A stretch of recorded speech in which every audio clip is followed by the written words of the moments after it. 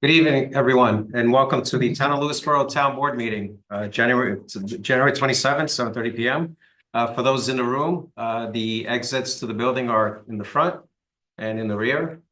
And please join me in the Pledge of Allegiance. I pledge allegiance to the flag of the United States of America and to the republic for which it stands, one nation, under God, indivisible, with liberty and justice for all. Glad to see a full house tonight. First, we'll start with the public hearing, and this is on the proposed zoning amendments and new zoning sections of our town code. So we have that public hearing is still open. It's going to remain open. And for everyone's edification, we're going to have a work session on the zoning code amendments on February 10th.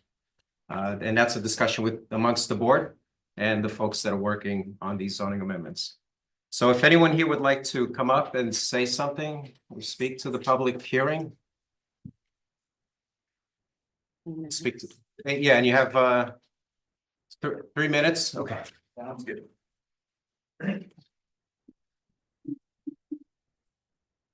Good evening, members of the board. My name is Billy Gossett, 1202 Route 35 in South Salem at Gossett Brothers Nursery. I'm here to address the proposed amendment to Chapter 115 concerning excavation and fill regulation. This proposal seeks to impose a limit of 15 cubic yards of excavated material, both imported and removed, for any given project within the town of Lewisboro. As discussed during our last meeting, the potential consequences of this amendment include significantly increased workloads for the planning and zoning boards, unrealistic enforcement burdens placed on the building department, higher costs for surveying and engineering, impacting Lewisboro homeowners, extended project timelines lasting months longer than necessary, and reduced business engagement, negatively affecting economic activity in our town. While there's a consensus in our last meeting that 15 yards is an impractical limit, the newly recommended or heard threshold of 60 yards still falls short of a reasonable standard. To provide context, I've distributed materials for your reference. Exhibit 1A is a visual representation of 1 cubic yard, dimensionally 3 foot by 3 foot by 3 foot. Exhibit A2 is a real world depiction of the amount of what that material looks like. For comparison, excavation and fill limits in nearby towns are as follows. New Canaan, 500 yards, Ridgefield, 300 yards, North Salem, 250 yards, and Pound Ridge, there's no limit or threshold. Our recommendation is clear. No new regulation should be implemented. However, if some regulation is deemed necessary, we urge the board to consider setting the limit at 500 yards before requiring permits or administrative reviews. This threshold will allow projects to proceed efficiently, reduce unnecessary administrative burdens, protect the health, safety, and welfare of the community. In addition to excavation and fill regulations, I wanted to address the proposed Chapter 187A, steep slope protection. This amendment will regulate the management and use of areas designated as steep slopes and trigger administrative reviews for slopes exceeding 15%. For reference, 15% is equivalent to the rise of 15 feet over a 100-foot run. As shown on Exhibit A3, this gradient is present on nearly every property in Lewisboro, and if enforced, this regulation would trigger extensive unnecessary reviews for even the most routine of projects. This amendment represents an unnecessary overreach that will disproportionately burden the residents and contractors without delivering meaningful environmental benefits. I respectfully urge the board to reconsider these proposed amendments and instead focus on solutions that support local businesses and homeowners. These regulations, as currently outlined, discourage property improvement and stifle economic growth within our town. Thank you for your consideration. Thanks, Billy. Anyone else? Good evening, everyone. Chris Alvarez, live in South Salem, resident in Lewisboro for 43 years, general contractor for 23 years. I've stayed silent pretty much for the past years, fearing it would always possibly affect my projects and or business, but I've somewhat reached a point where I don't really care anymore. I feel as if my kids weren't in the school district, I'd probably hightail out of here. The amendments you're proposing should be addressed separately, not lumped into one package claiming to improve the town. It feels more like a huge congressional bill overloaded with minutia that most people don't have the time to fully read or understand. And until they go to improve some part of their property, they're never going to realize it until they realize the repercussions. Excavation and fill should be one item for discussion. Steep slopes should be another, et cetera, et cetera. For example, the 15-degree slope that Billy mentioned. I have a paved driveway on a slope well over 15 degrees. It needs to be redone. It's an existing driveway. There was no proper base put under the driveway, so it's heaving. It's a mess. So I look and plan to repair and repave the driveway, but to do it properly, I'll need about roughly 70 yards of riprap or 2-inch crushed stone to put in as a base underneath my driveway. It's also well over a 15-degree slope. So now with your new amendments, I would actually be required to go in front of the planning board, give them 60 days for their review, pay them fees, and then follow their directives on how I should repair my own driveway.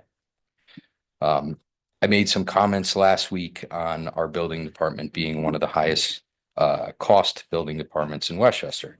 Kevin kindly mentioned that he had looked into it and thought that most other towns were around $17 to $20 like us.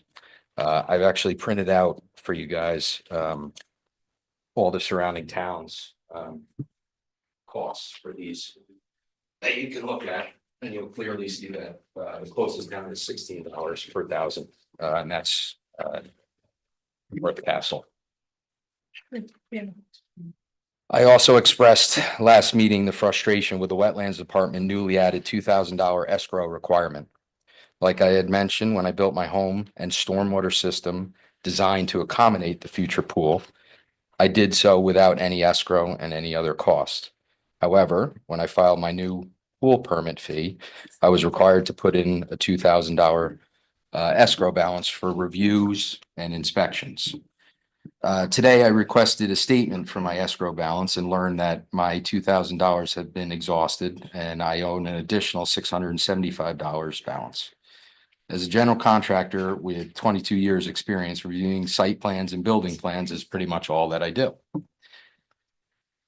As I look through this statement, I find it absurd to realize that it took 5 hours to review a 1-page site plan, especially since it was scrutinized extensively 3 years ago by the same parties when I designed and built the new home.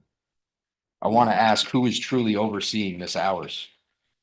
Who stands as an advocate for the taxpayers? I've heard that our wetlands consultant no longer even visits the town. Is that right, Kevin? By appointment only. I'm sorry. By appointment only. By appointment only. Thank you, Okay. Chris. You 3 minutes are up. Sorry. I got- Can I ask a question? Can I wrap up the closing statement? It would be unfair to everybody else because we do have a strict 3-minute timeline. I thought the public hearing was extended after 3 minutes now. No? The board. I think we did that last time. Okay, all right. If the board. So what are we extending it to, so I know how to say? I got about It's a board 30 vote. seconds All more. right, 30 seconds more. Okay, so I also know now that I have to call in my own inspections for the wetlands department. I don't call the building department. I have to call the outside wetlands consultant for appointments. The town is clearly overstepping its boundaries. I used to take pride in saying our town was different from the rest, where residents weren't bogged down by red tape and unnecessary hoops. We used to use common sense, but now it's becoming painfully clear that we are following the same misguided path as every other municipality, making it harder for our own residents to improve their properties and contribute to the community. This is not the way our town should be striving for. Could I just ask one factual question based on what you said? Sure. If the board disagreement. Yeah. Fine. You mentioned with your escrow balance for a 1-page document for a pool. Yeah. So does that mean you were charged for 5 hours plus?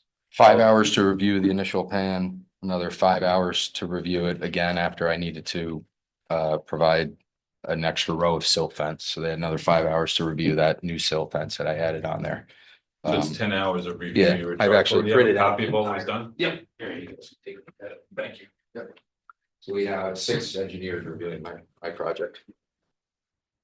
Do you need this back? No, all yours. Thank you. So Thanks. just a question for the town attorney then. When somebody has a project and it has to go out to the consultant, is there any cap as far as the amount of hours that are spent?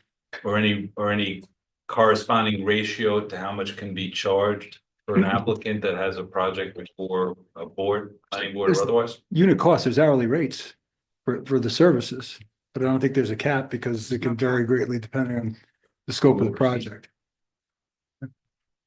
Some towns just have application fees and they're flat. Some escrow. Okay, and that requires the applicants to release money for the consultant review. It's something you can visit, whether you want to, go a different route or not. Seen it both ways. Yeah, and just to be clear, this isn't new, it's been done this way. I've been on the board for this is my 7th year. This was not implemented recently or during the 7 years that I was on the board, so this is something that goes back before our time. But we'll certainly take that feedback into consideration. Okay, anybody else? For the zoning amendments, public hearing? We're talking about the, This is the zoning amendments, it's public hearing for the zoning amendments. for the whole. Anything else, you have to wait for public comment.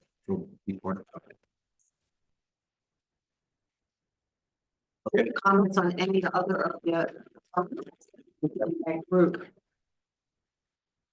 Anybody on Zoom? Yes.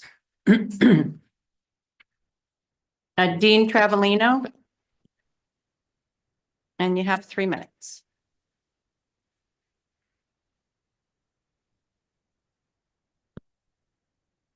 I hear you. I just want to disagree a little bit with Mr. Alvarez spoke before. We're not following the other towns around us down this path. We seem to want to lead now. We don't have a minimum size for exemption for wetlands.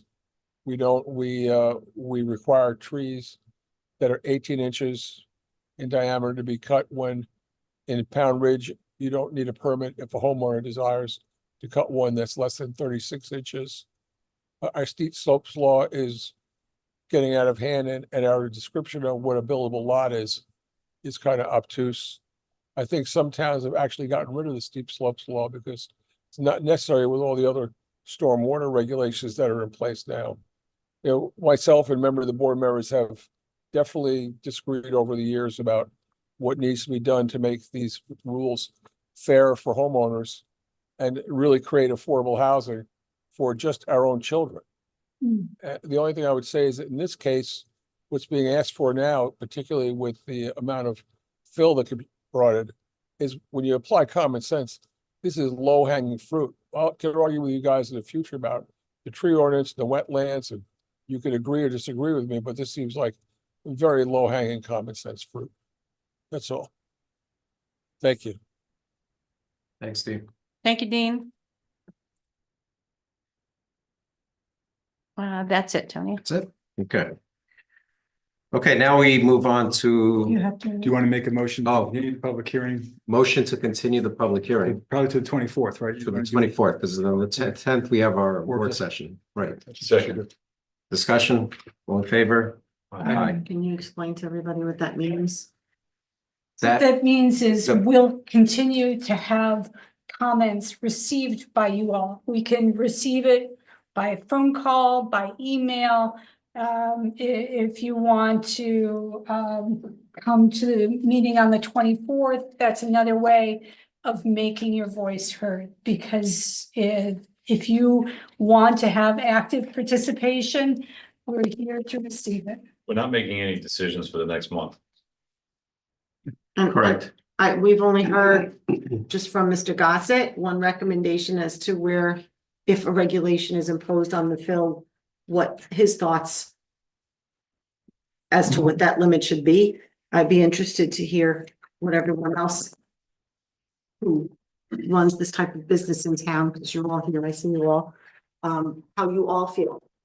Mr. Gossett is one voice, and I know that you all speak, but it'd be nice to have more than one voice on the record for the hearing. And if I can add, don't wait till the town board meeting. Send us ahead of time. Send us an email with anything whatsoever that you feel needs to be looked at or potentially amended. Because we're gonna be talking about it on the 10th, like all of us are gonna be sitting together and working through the issues and trying to come up with a solution. So the more information we get before the 10th, the better. The more voices, the better. Okay, Thank you. let's move on to public comment. Now, again, 3 minutes. You have to state your name, Hamlet, and at this point, you can discuss anything in public comment, so. And you have to step up to the mic so the people Okay. at home can hear you. My name is Jim Herzog. I was born and raised here, and I'm a home improvement contractor. And I think that everything that happens in this town is overreaching. I pull building permits in all the surrounding towns, and nothing is so onerous as everything that you have to pull in the town of Lewisboro.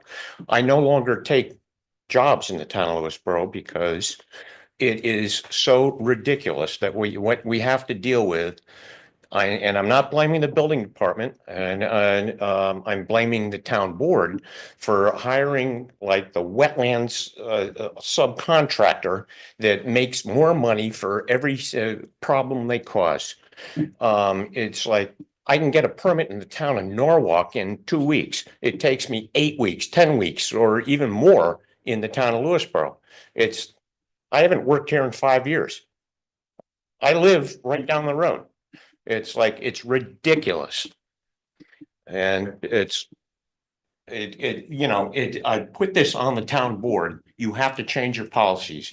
Get rid of college sessions. They are just a problem.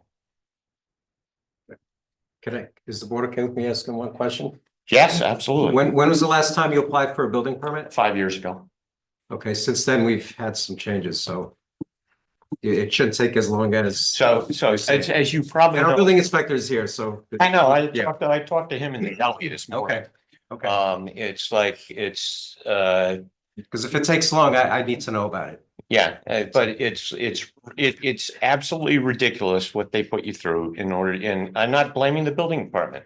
Okay, I'm blaming the town board for putting, the onus on the town's, constituents. send us feedback, send us Yeah. any Okay, concerns, and then okay. we'll But take it it's into like- consideration. Thank you, Jim. Yeah. Anybody else here? Public comment?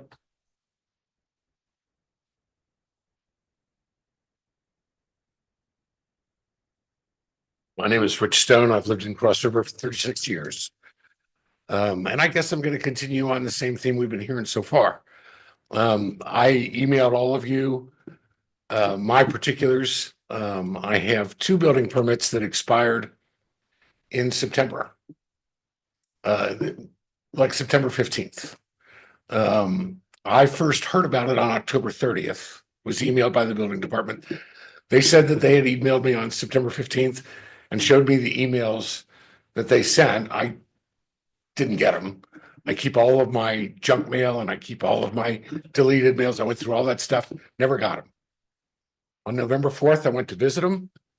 The rest of the texts you all have already. And I looked through the proposed change to building permit penalties that you put in the agenda for tonight. And I think that's all fine, but I think that you need to first find every unclosed building permit that has ever been issued and find out whether the work was done. When I bought the house, I got a certificate of occupancy, but when I had to have a furnace put in and I needed a building permit for that, I was told that there was an open building permit on my house for work that had never been done. I looked at the building permit by a prior owner. That's inefficient.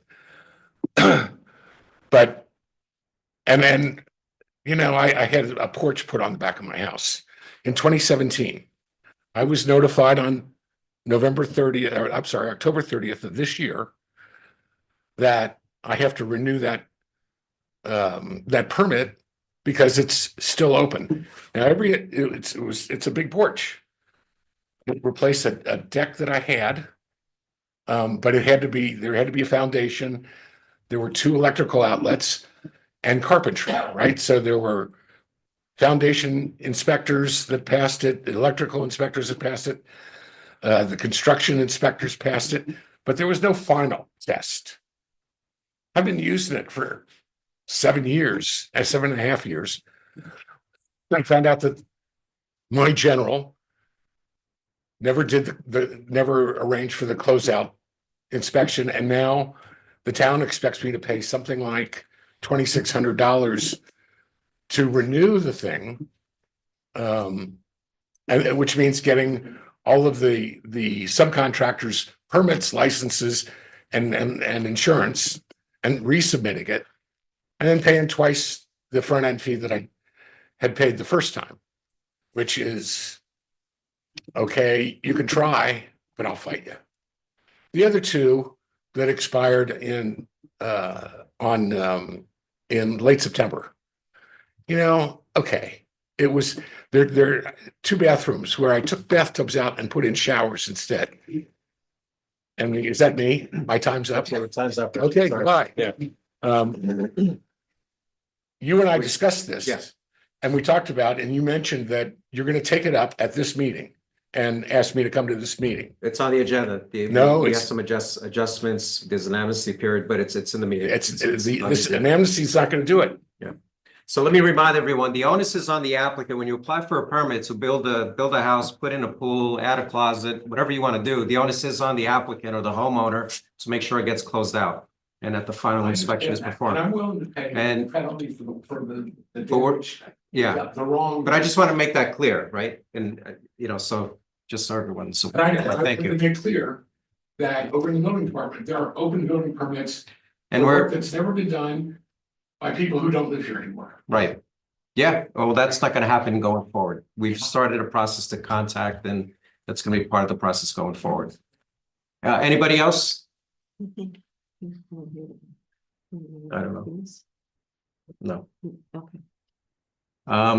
Anybody else for public comment? No, how about on Zoom? Yes. Glenn DeFaver, I'm asking you to unmute. Hello, can you hear me? Yes, we can. Hi, I was listening to the comments and I don't think most people have a problem with our building inspector doing his job because there is oversight on what he does, which is the town board.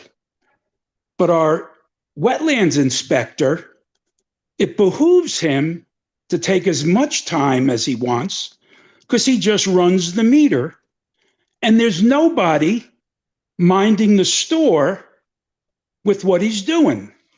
Now, I was listening to the amount of money he charges people, and it just doesn't make any sense. What is the taxpayer supposed to do when a subcontractor responsible to nobody, it seems, decides that he's going to get as much money as he can for Kellard and Sessions? Now, it's possible he's doing that because I think he's now a partner in Kellard and Sessions. And I guess in the legal profession, you'd call him a rainmaker, but he's not helping the people in town. He's not helping the town board's credibility. He's helping himself and his partners. Now, you guys are called public servants. It seems that it's a stretch considering what is going on. So that's all I have to say. I hope it's a shame that his contract was renewed because did anybody check before that the contract's renewed to verify the kind of work that he's doing and the kind of money that he's getting paid? Or has anybody done an audit to see how much he was paid last year and start working for the taxpayer and not for a subcontractor? And I think more people will be happy. Thanks a lot. All right, thank you, Glenn. Dean Travellino, I'm asking you to unmute.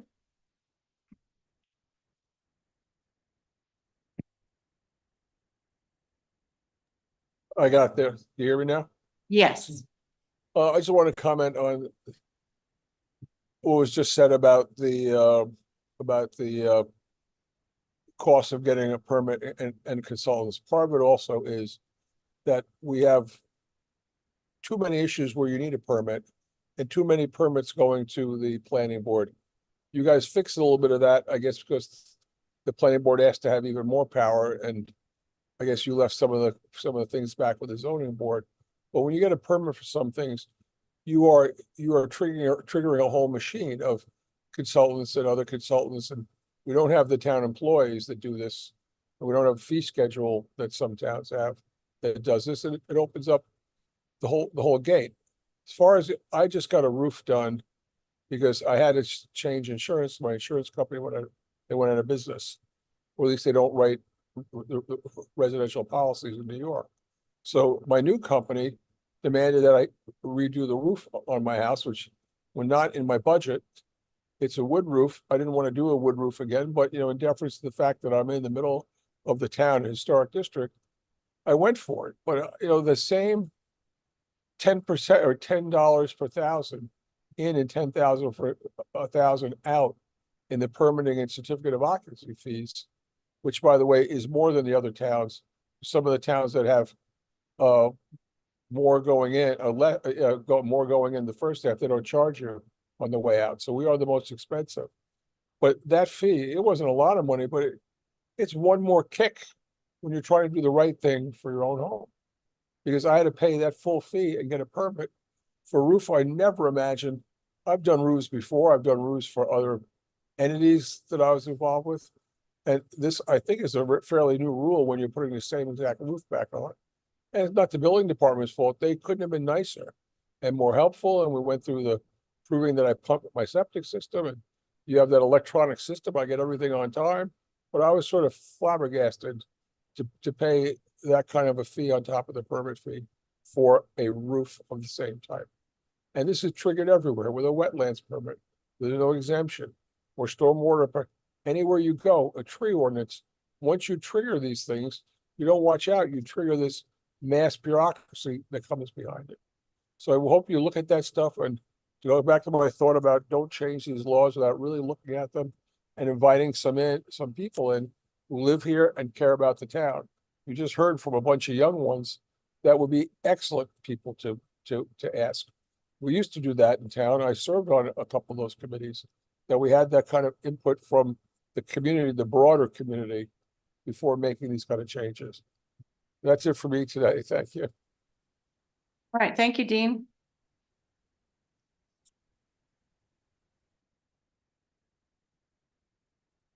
Barbara Mangione, I'm asking you to unmute. Can you hear me, Jenna? Yes, we can. Thank you very much. Barbara Mangione, Golden's Bridge. I did write a letter to the board. Thank you, Tony. You did respond. I just want to quickly explain what happened to me, and maybe everybody on the board will understand what some of us homeowners are going through. Many years ago, I sat at a board meeting where the then building inspector mentioned about how they were pulling open permits for people who hadn't closed out jobs on their homes in years. And I was thinking to myself, wow, who would do that? Well, surprise, surprise. 3 years ago, I go to put in a propane tank on my house. I get a call from the propane company that I couldn't go any further with that job because I had open permits. So I called the building department. Everybody was very nice to me. Kara, Linda, I haven't dealt with the new building inspector yet, but at that time, about 2.5 years ago, 3 years ago, I was told I had 3 open permits. I was shocked. Tony, you helped me with one. One had to do with some outside work. The 2 others, believe it or not, now this is a call I got 2 years ago, were from 2000 and 2004. So I was now told I had to go back and pull out information. I tried to explain to them that my husband and I were home throughout any work that was done on our home. We're sticklers for rules. We had spoken to the building department back then, had gotten everything necessary. And when any work was done, the appropriate inspectors came out and closed the job, whatever you want to call it. I don't know the legal terminology. I was told at the time they had no record of that. And again, I was flabbergasted. I'm thinking to myself, I did everything right. I got my C of O's. I had inspectors come in, look at the finished work, whoever had to come in, whether it was for electrical, plumbing, whatever. So now I had to try to go into my attic and my basement and find documentation on contractors who no longer work from 20 years ago. So this is kind of what some of us are dealing with. My particular experience may be a little extreme, but like I said, I only found out about this 2 years ago when I tried to put a propane tank in, that these open permits were there. I was told that they no longer could find the records or had access to the records, whatever, because they weren't computerized back then or something, or they were in storage somewhere. I was also told the person who used to run the building department or do the inspections had his own way of documenting things. As a resident, how do you answer that? So now I'm glad you're doing an amnesty program. I'm hoping I'm not going to be stuck with a huge bill on jobs that were done over 24 years ago now. And I'll be listening to see what you say, but this is what some of us are dealing with. Thank you very much. Thanks, Barbara. All right, thank you, Barbara.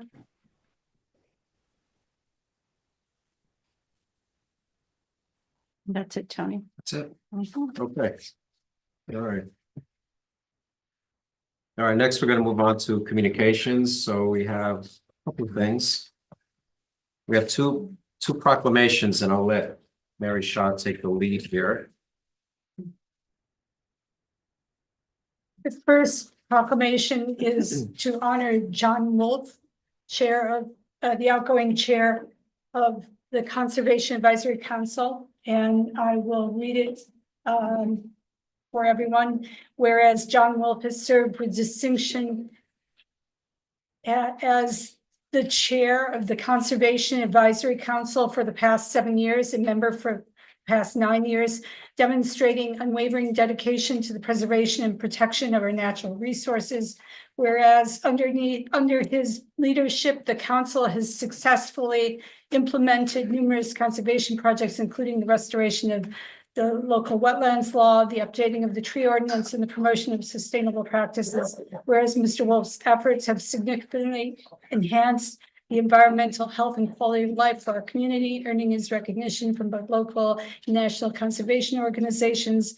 Whereas Mr. Wolf has also been an integral member of the Comprehensive Plan Steering Committee, contributing his expertise and vision to the development of a long-term plan that balances growth with environmental sustainability, ensuring a vibrant future for our community. Whereas his leadership, vision, and commitment have inspired countless individuals to engage in conservation and community efforts and left a lasting legacy. Now, therefore, it be resolved that we, the members of the Town Board of Lewisboro, do hereby express our deepest gratitude to John Wolf for his outstanding service and wish him all the best at the Town Board meeting on the 27th day of January 2025. Thanks, Mary. And we're going to deliver the Yes. truck. I know John couldn't make it, but yeah. He's recovering, so, Mhm. and we wish him well.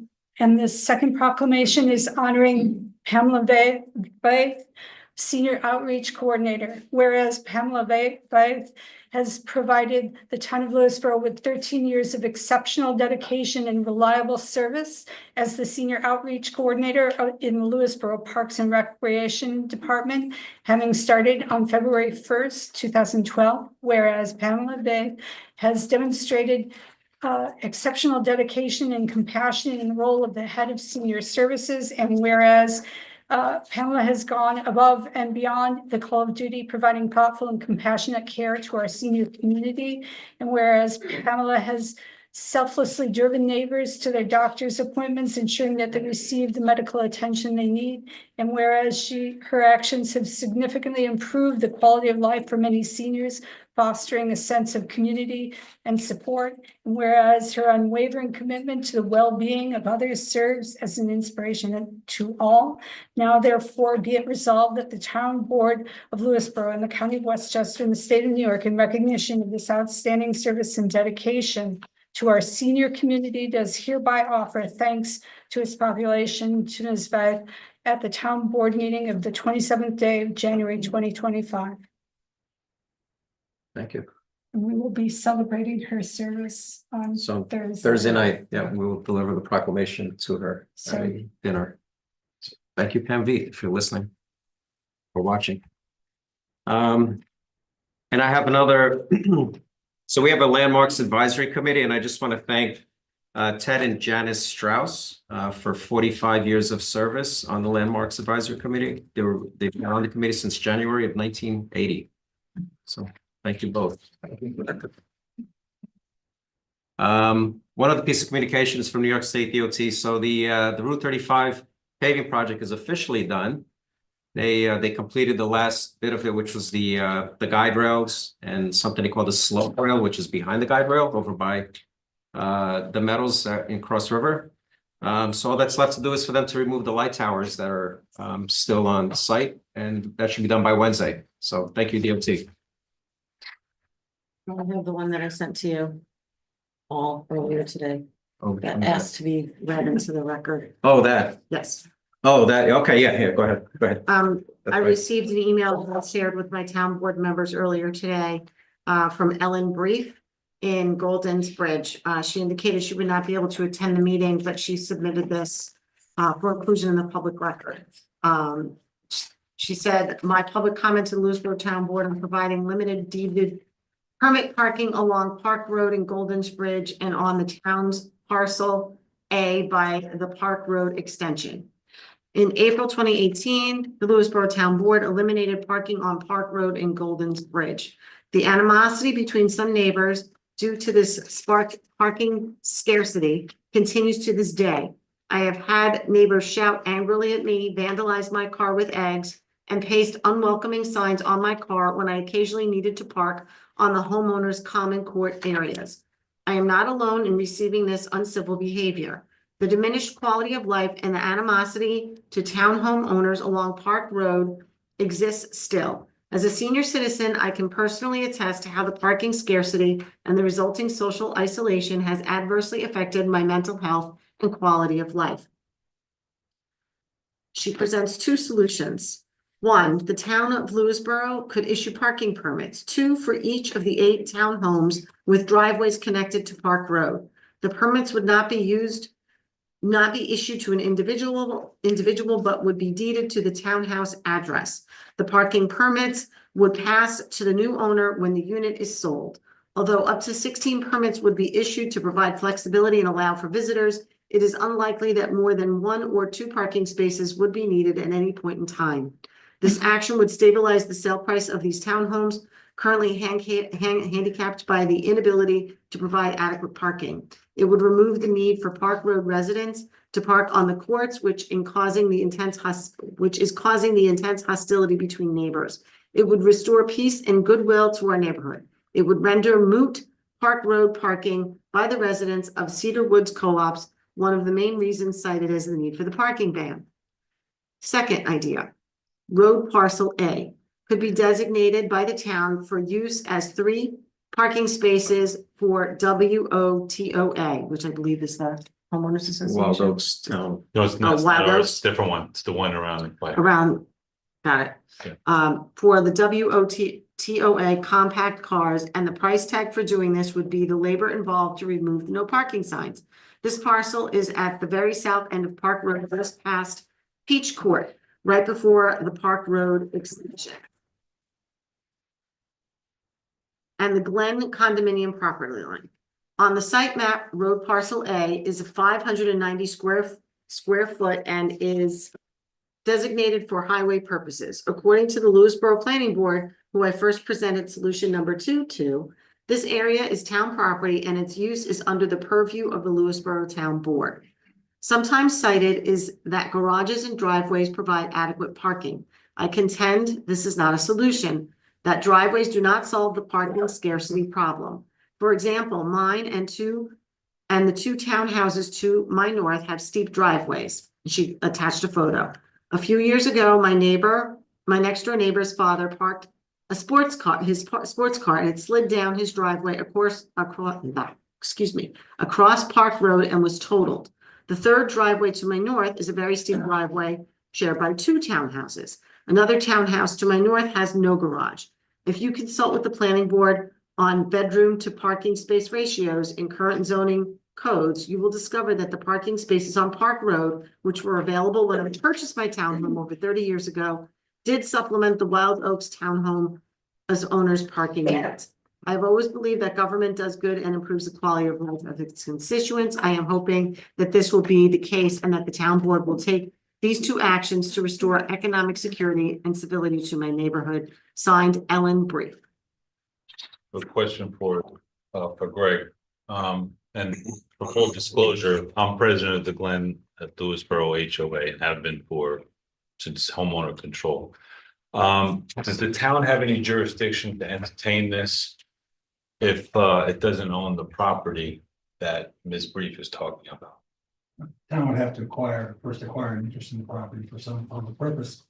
Or they can legislate parking, issue permits or anything to that effect. Thank you. It's private property. Thank you. But the town did put no parking signs there in 2018. Well, there's a highway easement. Because for turnaround at the time that and I did the legwork on this to make sure. Right, Back when the subdivision was approved back in '97. It was an easement for a highway turnaround, which is used to this day. So you can't create an easement on property that you own. right, but prior to those parking signs going up, the people who live in those townhomes prior to 2018 were permitted, No. did park. No. They parked No. on Park Road. No. No one ever Oh, parked on Park Road? no, on Park Road down further down, yes. Yes, there was a section, yes, that there was parking along further down on Park Road, absolutely. But there's not, that parking is no longer exists. There correct? were about, I think, about 12 spots which were eliminated. 14, So- 15. 14? Yeah. Okay. And part of the reason that was done, to get belabored, but part of the reason that was done was for safety issues.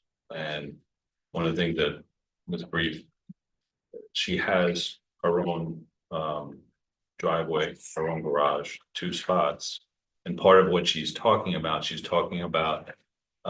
difficulties with cul-de-sacs, which are separate HOAs, which they can determine who can park there or not because they own that property. Right, because they park in there because they can't park where they were parking prior to 2018. And if I remember my conversation with Ms. Brief years ago, I believe it was her or her neighbor have issues with their knees, and the steep slope of their driveway, especially in icy conditions, was a big struggle for them. And they could only park one car in the garage and the other one had to be on the driveway. So either she had to walk the distance or on the steep slope, which we were talking about earlier this evening. And she had difficulty with the steep slope and her knees. So it's an injury. I'm not saying that we're gonna solve this problem tonight. I'm Yeah, saying- we're not gonna Yeah, stop so that that's was the part threshold. of public comment. Yeah. Ellen couldn't be here tonight, so Right. we'll take that information, we'll go back, we'll find out, so I know there's a question about ownership of that. I don't know, Area? but And then we'll take it from there. So, Can I comment on? public comment is over. There's another, But- What? It's up to the board if the board would I have to get the consensus of the board. there's another public comment at the end, so there's. plenty of True, time. can you wait till the next public comment? Okay, good. Thank you for reminding me of that. Okay. Okay, next, we have, so that's it for communications. We have consent agenda, so I'd like to have a motion for the approval of minutes from January 13th. Second. Discussion, all in favor? Aye. Okay, we don't have any old business. We jump to new business. The first item is the appointment of Alan Sternfeld to the Cable TV Committee for a term expiring December 31st, 2027. so moved. Second. Discussion, all in favor? Aye. I'll abstain, I don't know who he is. Was there a resignation for him? Yeah, there was Dean actually had recommended, I think, spoke to him, as did Oh, okay, I didn't know Henry that. Wolf, yeah. Okay, next is the resolution for approving the agreement with Prodigy Volleyball, authorizing the supervisor to sign. So moved. Second. Discussion, all in favor? Aye. Aye. Next, we have a resolution approving the agreement with St. Luke's School and authorize the supervisor to sign. Do I have a So motion? So moved. Second. Discussion? This It's is far. the parking. No, it's not the parking. No, this, This is the usage of the Fox Valley. Park. Yeah, the tennis courts all the way Oh, over to that's Fox right. Valley. That's why I said that's really far for them to go, Well, they as got opposed to Oniju. bus service. Oniju courts do not open until we pay first. Ah, got it. Okay, Okay. we have to vote We have because I to vote. interrupted. Oh, Sorry. All in favor? all in favor? Aye. Okay, next we have a resolution approving the fundraiser for John Jay Youth Lacrosse at Honor True Farm Park and their request for waiver of fees. So moved. Second. Discussion? All in favor? Aye. Aye. Okay, next we have a resolution appointing Christine Rieger So, as a full-time recreation assistant effective February 3rd, 2025. so moved. Second. Discussion? All in favor? Aye. Next is a resolution appointing Pamela Veith, who was just awarded the proclamation, as a part-time recreation assistant effective February 3rd, 2025. Oh, with a heavy heart. I move. Second. Discussion? All in favor? Aye. Aye. Next, we have discussion on the town park bathhouse.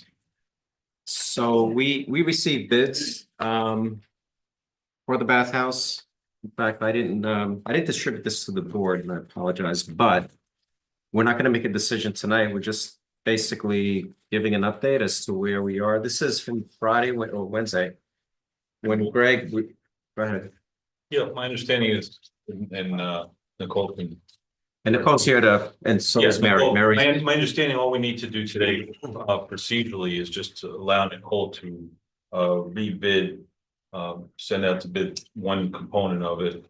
And because there's some essentially procedural technical issues and then we'll get back on track essentially. It's that the timber contractors did not submit their bids properly, and so we had to respectfully decline them. And so we have to send the bid back out. Well, there's one timber, one bidder on the timber frame. He was the next on the list, but there's going to be changes to the actual specs Hmm. on the timber frame, so we're going out to bid again It's fine. and hopefully get a lower All right, let's go. cost.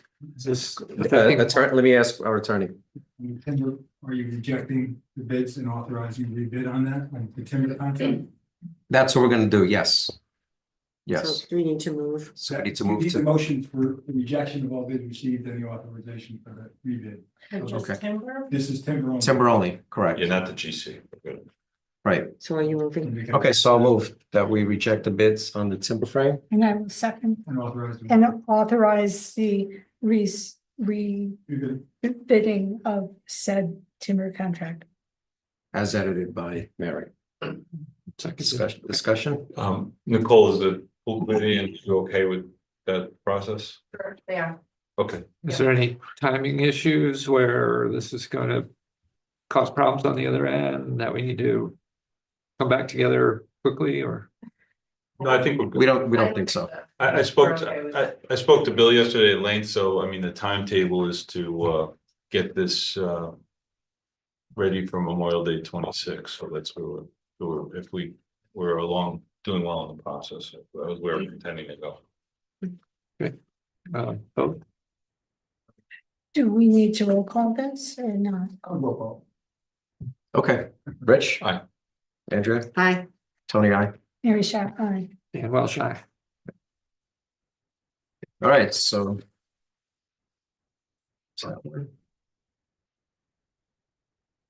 Okay. Next is a discussion regarding the building department, lapsed permits and MSC program and building department fees. So I'll just preface by saying we had an amnesty program in place for the months of October, November, which basically allowed people to renew their permits without paying the penalty fee. Correct me if I'm wrong, Kevin. Correct. We didn't get too many takers. I think we got 0 takers, and I think part of it was that we didn't do a good job at marketing that amnesty program, in my opinion. I think we could have done better. So we had agreed to extend it, take another shot at it. But at the same time, I had asked Kevin to, based on feedback I've gotten from contractors and other people, to take a look at the fees that we charge and the duration of permits and how long they last for. So that's the schedule that's in front of you. This is an update to what was in the agenda packet. There was some minor corrections that were done, so. So I think what I'd like to do is have Kevin go up to the podium and then maybe we can step through each of these. And basically with this, at a high level, what this does, in addition to some of the fees being changed, for any open outstanding permits, we're giving folks the opportunity to basically renew their permits. You still talking about the amnesty part, right? That's the first part. So the amnesty part, but with the fee structure that Kevin has developed, we probably don't need the amnesty program That's sort of. because the fee structure will give folks the amnesty needed. Right, so you're scrapping And all the that. amnesty because you were alluding to potentially extending. Right, but let's have the conversation and then we can But make I that think what determination. Kevin's about to propose have to do with building permits issued. Now forward, we're still gonna be dealing with open permits that people have on their homes. No, this, Going I'll let backwards. Kevin speak to it, but the idea is to allow existing open permits to, but go ahead, Kevin. Right. So, Kevin, can you introduce yourself to? yes, my name is Kevin Kelly. I'm your building inspector. We've had a lot of feedback, so is the board, about our structure on what permits cost. And more so when a permit expires, I'll call 125% surcharge on an extension of a permit. So for simple terms, if your permit was $10,000, you basically have an additional $2,500 additional over and above. And so we started.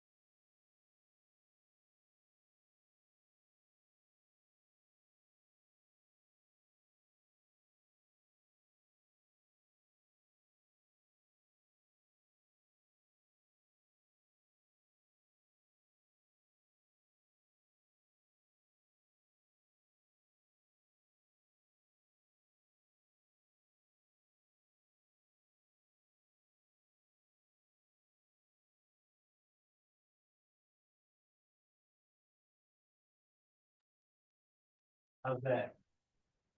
I don't know. Testing. Can you hear me? Yeah. So the goal is to take permits to 3 years. All right.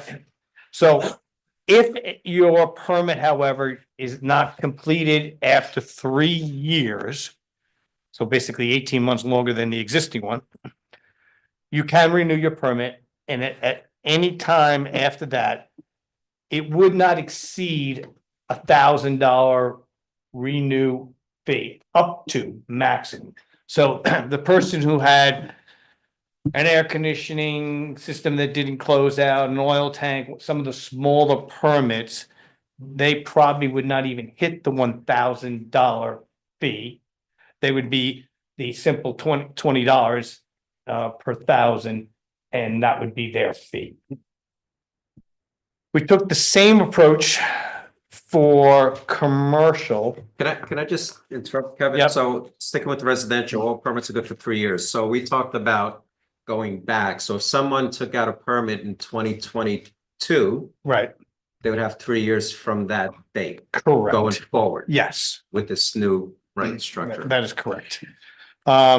Yeah, we're not trying to hurt anybody. We're trying to come up with a more systematic way to eliminate all these renewal fees, and give everybody a longer window for construction time. There are some additional, in that same category of residential, some, miscellaneous smaller fees. We've had a number of people come in for what's called predate letters, where you're probably selling your house. And most likely it would be somebody who has a classic old house, just so we don't, that did not really have a CO ever on their house. But they're either their selling attorney or the person purchasing it, their attorney is requiring a CO on the house. And some banks also will ask for it.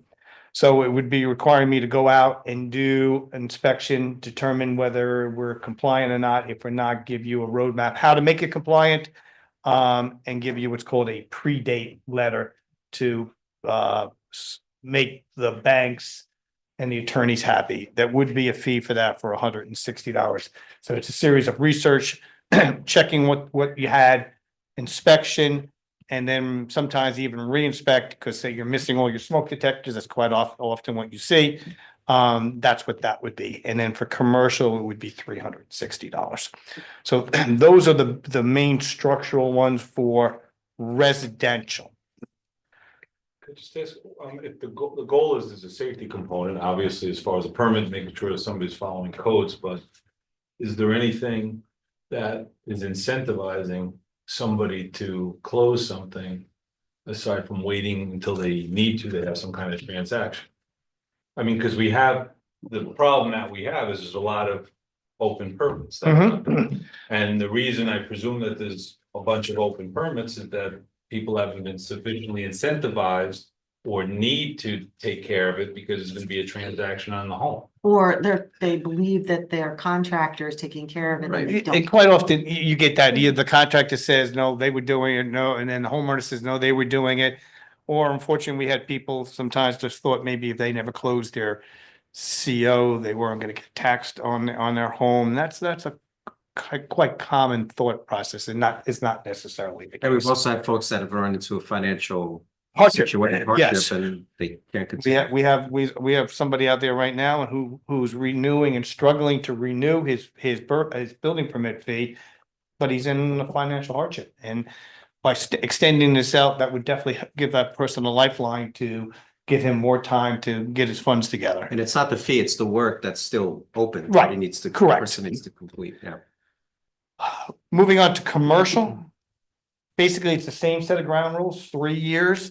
The only real difference on their renewal, because those permits are so much larger in cost, they would have an upset limit of 5,000 in lieu of the 1,000 in the residential. Their fee per 1,000 did bump up to $30, which is consistent with some of the other municipalities in the general area. Ours was set up as the same for residential and commercial. There are so many more inspections, especially on these big projects, so much more time. It's well warranted for the fee structure to be at 30 for that. We have a demolition permit here now for big structures. I think Lewisboro has come into like some of the other lower county towns where people will start to actually tear down some homes, some of the smaller ones, especially around the lake community, and rebuild new homes on there. So there's a demolition fee. Once that's incorporated, you have to go there, inspect, check for asbestos, get asbestos reports, lead reports. It's not like just bring the excavator and take it down, okay? So trying to be environmentally sensitive about that. Smaller buildings would be $1,000, and if you just were taking down an old shed, chicken coop, things like that, it's $250.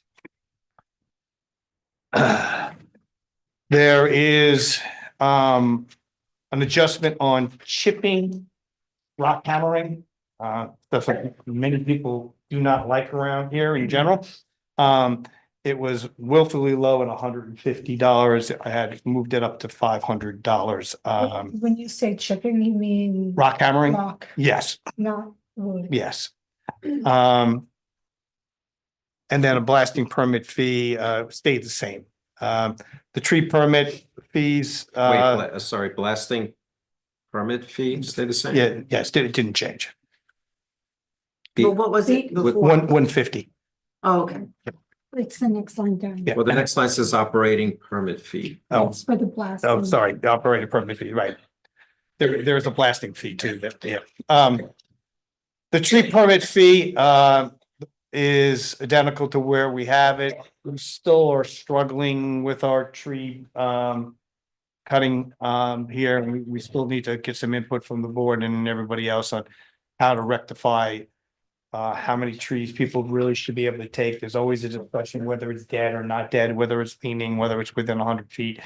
We do need to spend some more time on that and try to streamline that so it's not as onerous on the homeowners. The legalization fee did not change. What is legalization fee? That means somebody went and literally did work without any permits. Quite often it's lower levels, studio apartments, things like that. Basically, it's the building permit fee times 2 is what that fee is for somebody that did work, lived in the space for all these years and never got a permit for it. And that has not changed. There is a stop work order fee now.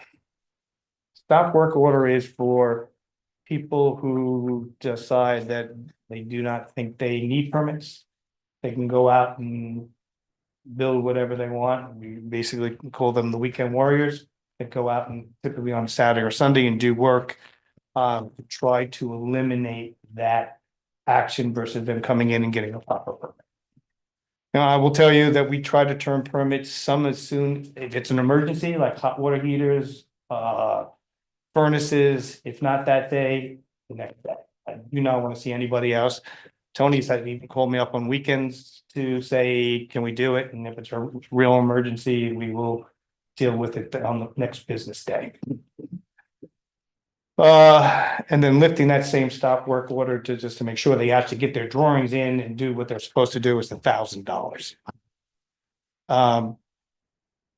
If they continue to ignore stop work order fees, there is it's onerous. Yes, it's a $500 fee to make sure that they get into the building department and rectify their problems.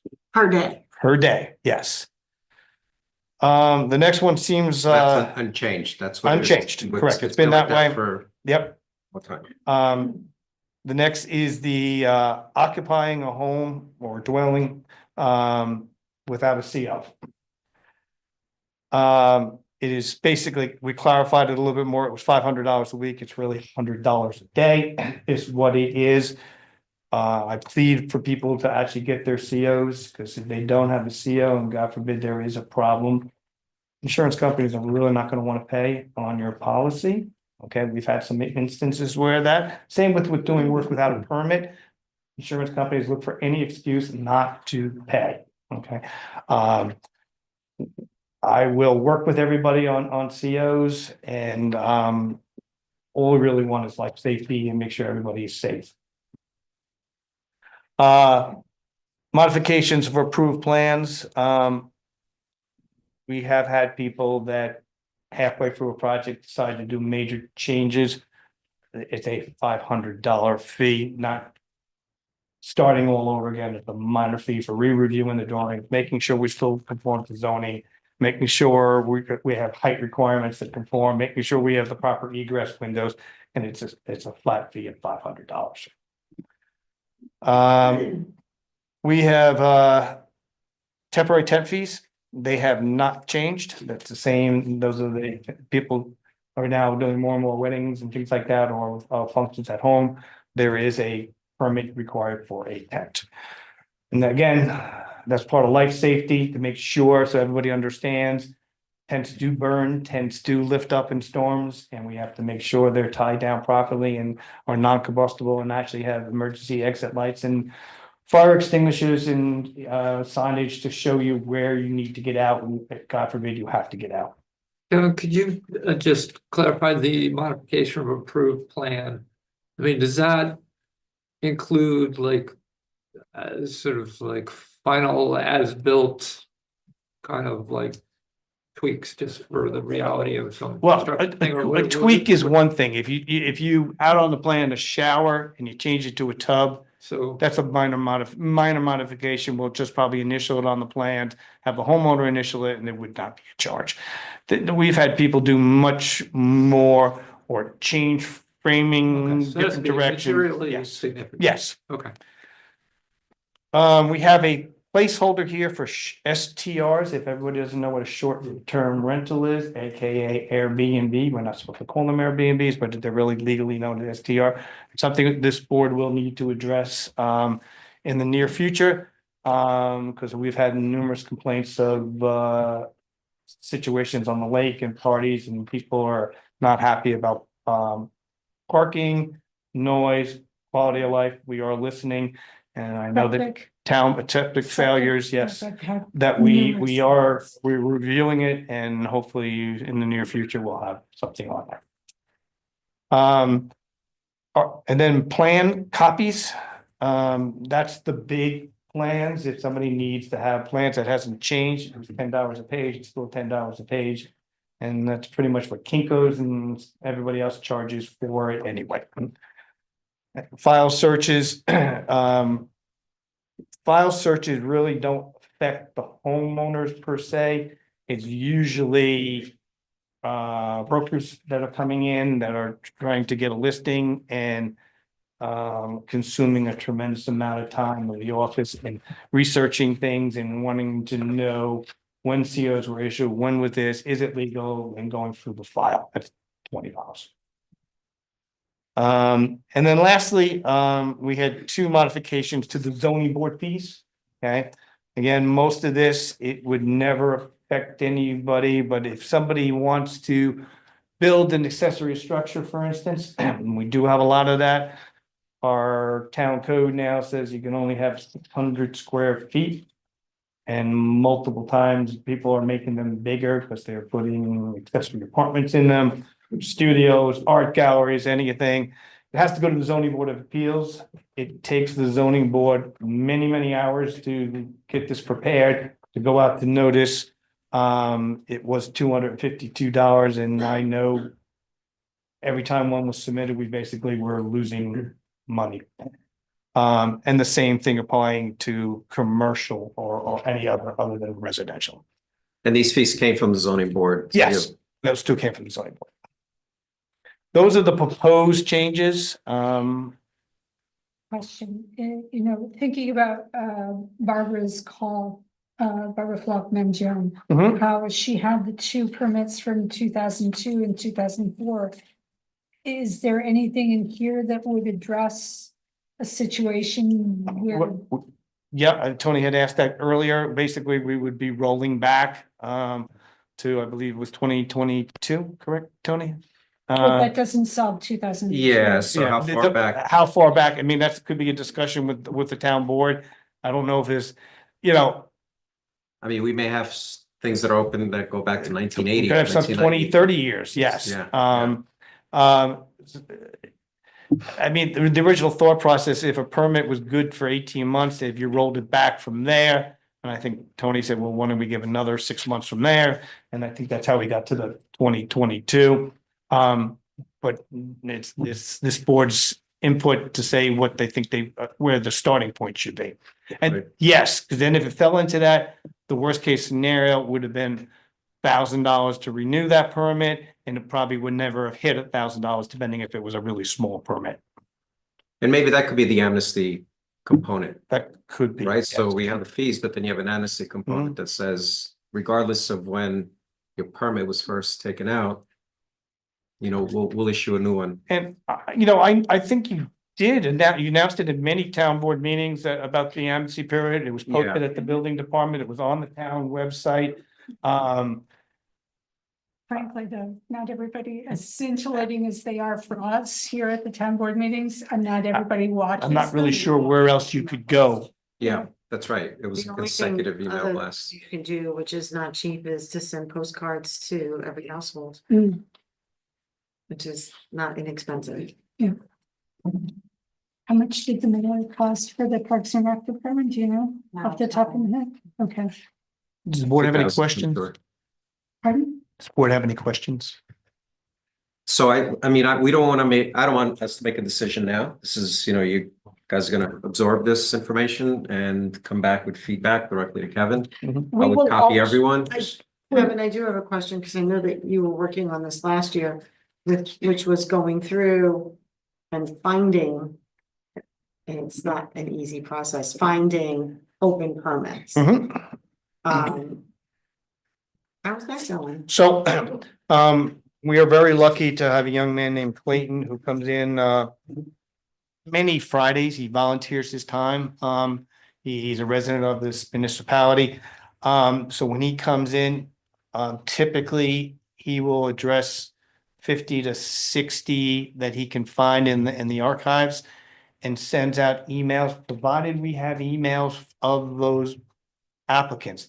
Years ago, people did not have emails, okay? And that, we are not mailing out notices, incurring costs for that, but anybody we have emails, we have gone through several hundred, okay? And quite often it does generate a handful of calls. Now some of those people have moved, and some decide to ignore. But yes, we have had some come in very appreciative and, usually saying we had no idea. And the ones that are in your municity, the Mhm. system, those are the easy ones to Yes. follow up with. Yes, for municity, you could just take thousands of hours going through every file to see, Right. who's expired, who's not.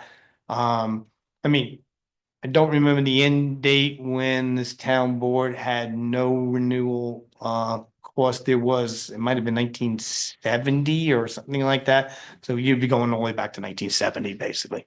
Maybe we could send some kind of message out with the tax bills. I mean, that's something that's being mailed out already. No. No. We did ask that, and there was a Typically, problem with that, yeah. Okay. Since you're hearing what came up before, do you have any, based upon your professional experience across a whole bunch of fields, as far as the chapter 115, the excavation bill, do you have any thoughts about that? I do. It's not a black and white answer. If somebody came to me and said, look at my lawn, it looks like hell, and I need 2 inches of topsoil, you could clearly exceed, 40, 50, 60 yards of material needed. On the other hand, when we start hitting like numbers like 60, that's 3 20-yard dumpsters of material. That's not nothing, okay? I think our colleagues just north of us are at 250, I believe. And Yeah.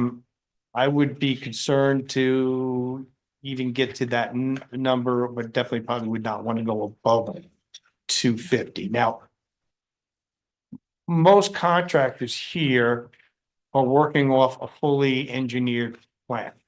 And that's what we're forgetting, okay? That would have taken into account all that site work anyway. If you're building a pool, all the grading around that would have been on that, it really wouldn't have applied. In my mind, this is really somebody that's coming in, grading, bringing dirt in over a weekend, filling in wetlands. We just had one off of Todd Road, I won't say where they literally filled in 50 feet of wetlands and built a stone wall and act like nothing had ever happened. And those are the ones where trying to get them into compliance, would be 60 yards be acceptable filling in a wetland? Probably not in this municipality. So it's going to be a struggle to come up with a number to make all our contractor friends happy, preserve the wetlands, and not be overly onerous. And maybe there could be some carve outs, like your example of someone leveling their yard because they want, to reseed and. Right, I maybe mean, give them a even little bringing leverage in to- material, some of the estate homes here could easily be bringing in 20 yards in of mulch. You know, and if you really kind of read that, mulch would be in that zone that, in my opinion, would be Right. overreaching. So why is a place like Pound Ridge doesn't have anything? Why is it not working for them? I thought they had, because I got some feedback today and I have With to check setbacks, I believe. that they, Within their, right, within their There's setbacks. certain setbacks in. Um, But we have no regulation now. And we have not had regulation up Correct. until now. And unfortunately, a lot of this is after the fact, where somebody went and did something, you know, and you're like, what are you doing? Well, I just was grading a little bit here. And it gets a little bit more and a little bit more. The concern is when large amounts of fill are being brought in, whether or not the fill is clean or contaminated. That is correct.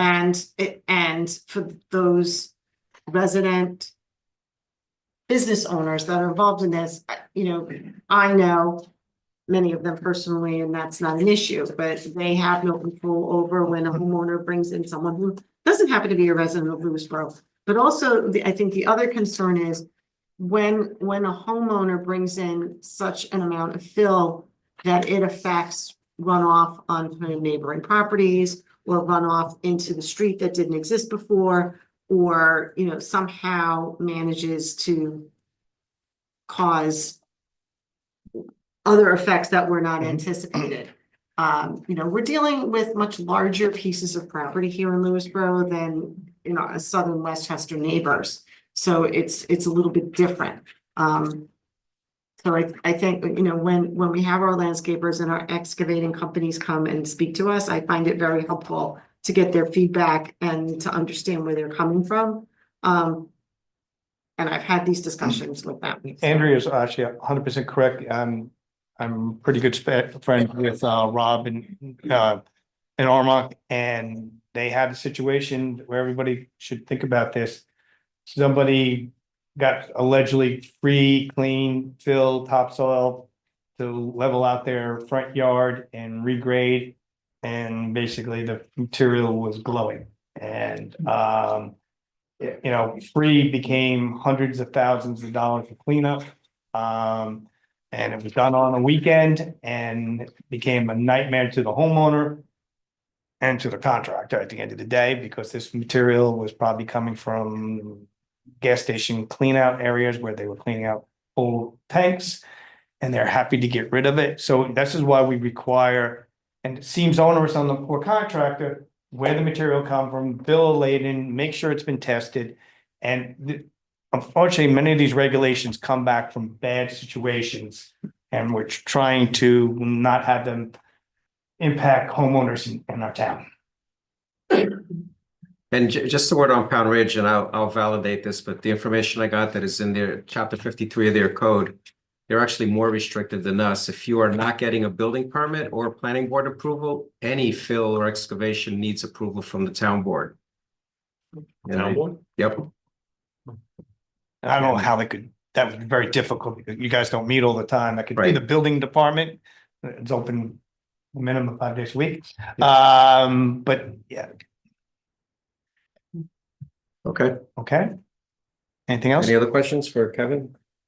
Not at this time. Okay. So we're not making final decisions. No, at this point, This is I a don't- draft. Yeah, Yes. this is for us to absorb and think And about it also and, Get input from input our from- neighbors. yep. Please. Thanks for Thank you, guys. showing the board. Sure. Thank you. Yeah, it's great. All right, so. So next we have a resolution to approve the employee assistance program agreement and authorize the supervisor to sign it. So we'll Second. For those of you discussion. Go who ahead. don't understand, an employee assistance program is something that we make available to all town employees to help if they're overwhelmed by something emotionally, or they need someone to bear witness to their issues or to provide connection to resources for further help. Yeah, it's a lot of it's just at a high level, personal, professional coaching, wellness coaching, self-help benefits, and online training and personal development. And everything that falls under those categories. Okay, We have a motion in a second, I think. discussion? All in favor? Or we finished discussion? All in favor? Aye. Okay, next is the approval of Mayfield Sanitation LLC's application to collect and dispose of refuse and recyclables. Second. Discussion? All in Their favor? insurances, Yeah, that was part of the, I just wanted, For the subject to the appropriate certificate of insurance. right, I just wanted our friends at home to know that we pay attention to that. Okay.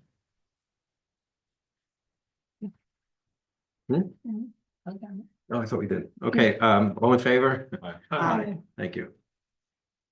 Okay, next we have Walkabout Country Club, request for a waiver of notice requirement in New York alcoholic beverage control law with respect to a liquor license application.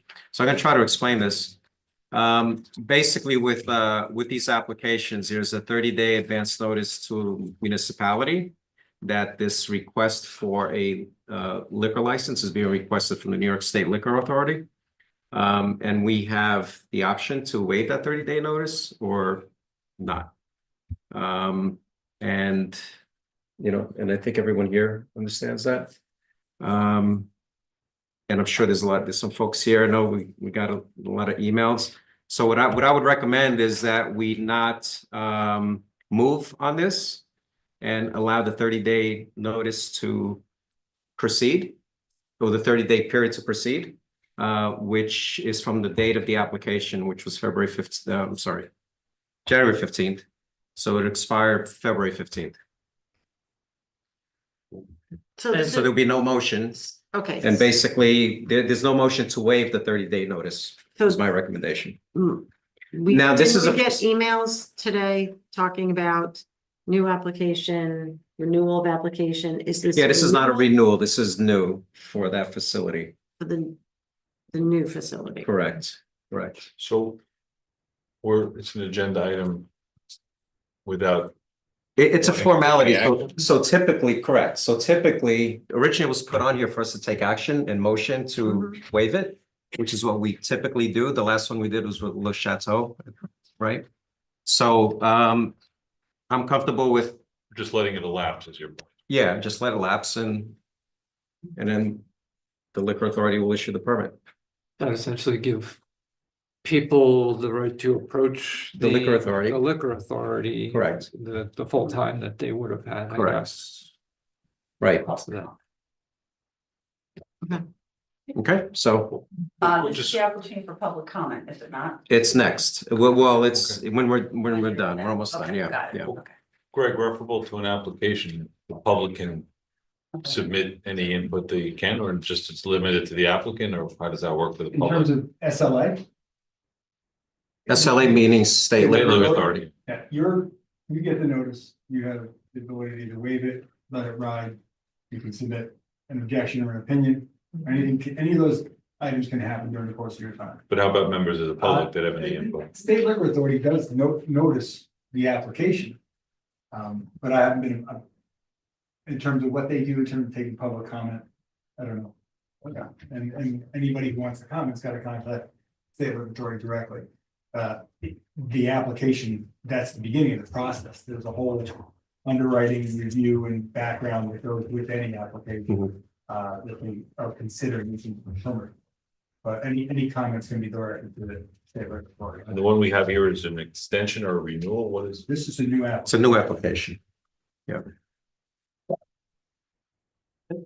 so, Through the town board, not the state. okay, so next we have resolution approving the memorandum of agreement with local 456 Teamsters Union as a bargaining representative for Highway Department to add a new title and pay scale and authorize the supervisor to sign. And which title are we adding? We're adding laborer. One position or two, right? I think we're Carrie, that was two positions, correct? Yeah. Which was I'll part, move. second. Discussion? All in favor? Aye. Aye. I think you should abstain since you're signing. Oh, since I'm signing, you're right. Okay, so I'll abstain. Okay, now we have public comment number 2 for the new business. So if anyone would like to speak, 3 minutes. 3 minutes, state your name, Hamlet. And thank you for your patience. Yes. Hi. Hi. My name's Kelly Germa. I live in South Salem. I've owned there from 1998, right waterfront, across from where the country club is. Not directly, but obliquely. And when I bought my house, it was kind of a sleepy lake, and that's kind of how we liked it. And there was a snack bar there that didn't really have a lot of activity.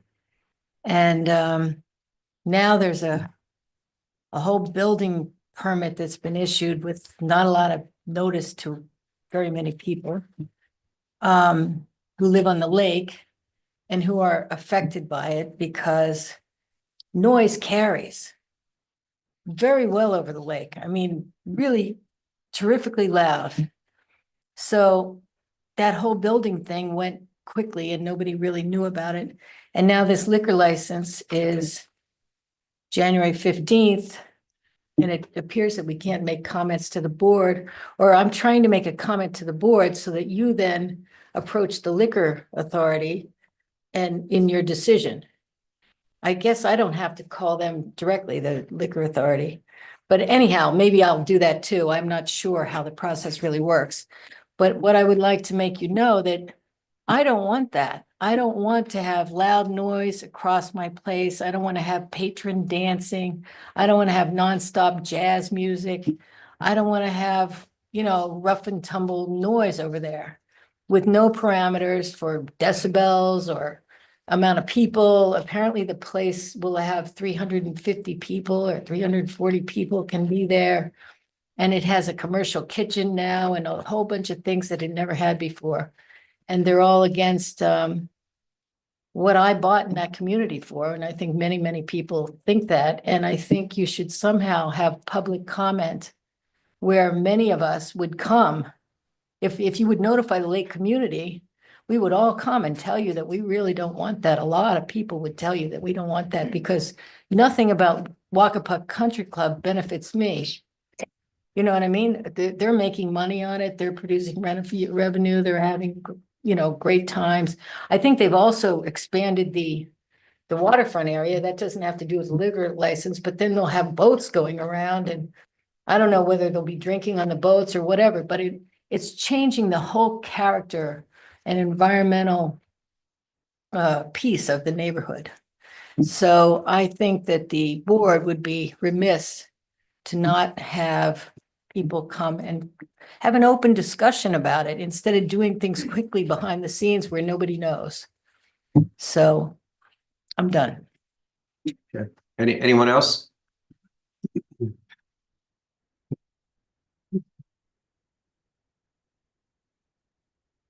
Hi, my name is Susan Anar. I'm a homeowner in the Lake Wacabuck Association neighborhood that is right across from the Wacabuck Country Club. And I don't have waterfront, but my house will still be impacted by the parties. I mean, I can hear the parties that they have now without the DJs and the speakers and the widescreen TV and the 350 capacity deck that they're building and the commercial kitchen. They're advertising this to their members quite boldly, like it's an event venue for weddings, and they're planning on having, they claim something like 15 a year or whatever. That's all of the Saturdays, and half of this, it's all of the weekends. So it is directly competing with the homeowners and the residents' ability to enjoy the lake and the peaceful environment. It is a commercial operation that is in a residential area. It's a non-conforming use to begin with, and they are expanding it beyond what they stated in the zoning board application. So that's the period that we missed as homeowners. Apparently, book is closed. We tried to reopen it and get more comments on that end. So you are our hope now that you will put a recommendation in to the state Liquor License Board that this is going to negatively impact your residents, please tell them that we object and that this is not what we want and you don't want this for us. Thank you. Anyone else? Yes, I'm Judy Robinette. I am part of the Three Lakes Council. I am a property owner on Lake Oskalita, the sister lake, supporting my neighbors on Lake Wacabuck, member of the Clarity Committee. And as well, so we support the water quality on all three lakes. So regarding the 18 Perch Bay property and the Wacabuck Country Club application for the liquor license. For the outdoor and indoor recreation area, providing disc jockey, recorded music, and live music for patron dancing, nightclub, as per the license application. There are waterfront facilities, even before it's supersizing, which exceeds what they originally was in existence, was already a non-conforming commercial use of residential property on a small private residential lake that does carry sound, as all lakes do. The club filed this application on January 15th. There is only a 30-day window in which to convey opposition. We must convey it to you, our town board, not to the state liquor license board. And only 2 weeks remain, which is why we must speak tonight. The Liquor Authority is understandably reluctant to award a liquor license to establishments where the community is opposed. There was no bar previously. There absolutely should not be one now. The club has steadfastly maintained in its applications that the use of its facilities will remain the same as before. Summer use only. It was a children's facility. They had some social events. Now it is going to be a year-round for outside, not just for club members and their friends. This is going to be a wedding venue for third parties. It is an income-generating facility. They need to generate revenue. They do not want to expand their membership in order to do that, to raise the funds needed to, it's hard to keep country clubs alive these days. Young people are not joining. We get that. They need to maintain that large amount of land they have. But to do it at the expense of the residents on that lake is not fair. That is not appropriate use of the land. So if you're not a member of the country club, and many people are in our community, and they have that right to be members of that country club, and many serve in our community and even in the governing body of our town. But that does not, no one else will enjoy those privileges. But they will have to live through the noise and the disruption that is caused by that. The reasons for denying this liquor license. Thank you very much. but- Okay, Yeah, all right, I'm but I think sorry. you get the point. Yeah. So, thank you. Anybody Thank you else? for hearing us. The corner right there. I received a text about that too. Take out from this? Hello, I'm Jill Cowell. I'm here with my husband, Jordy Sarah. We bought a home on Lake Wacabuck about 2 years ago. And it's our retirement home for the future. And I want to, first of all, thank you all for all the work that you do. And I just want to echo the three previous folks who spoke. We concur with everything they said. And kind of bewildered how this came about in the first place. That this non-conforming use, I mean, we were looking forward to quiet summers, family reunions, etc. And we are quite concerned, and I'm asking officially to go on the record for the town board to be our voice in this. We will do what we can do as well. Thank you. Anyone else?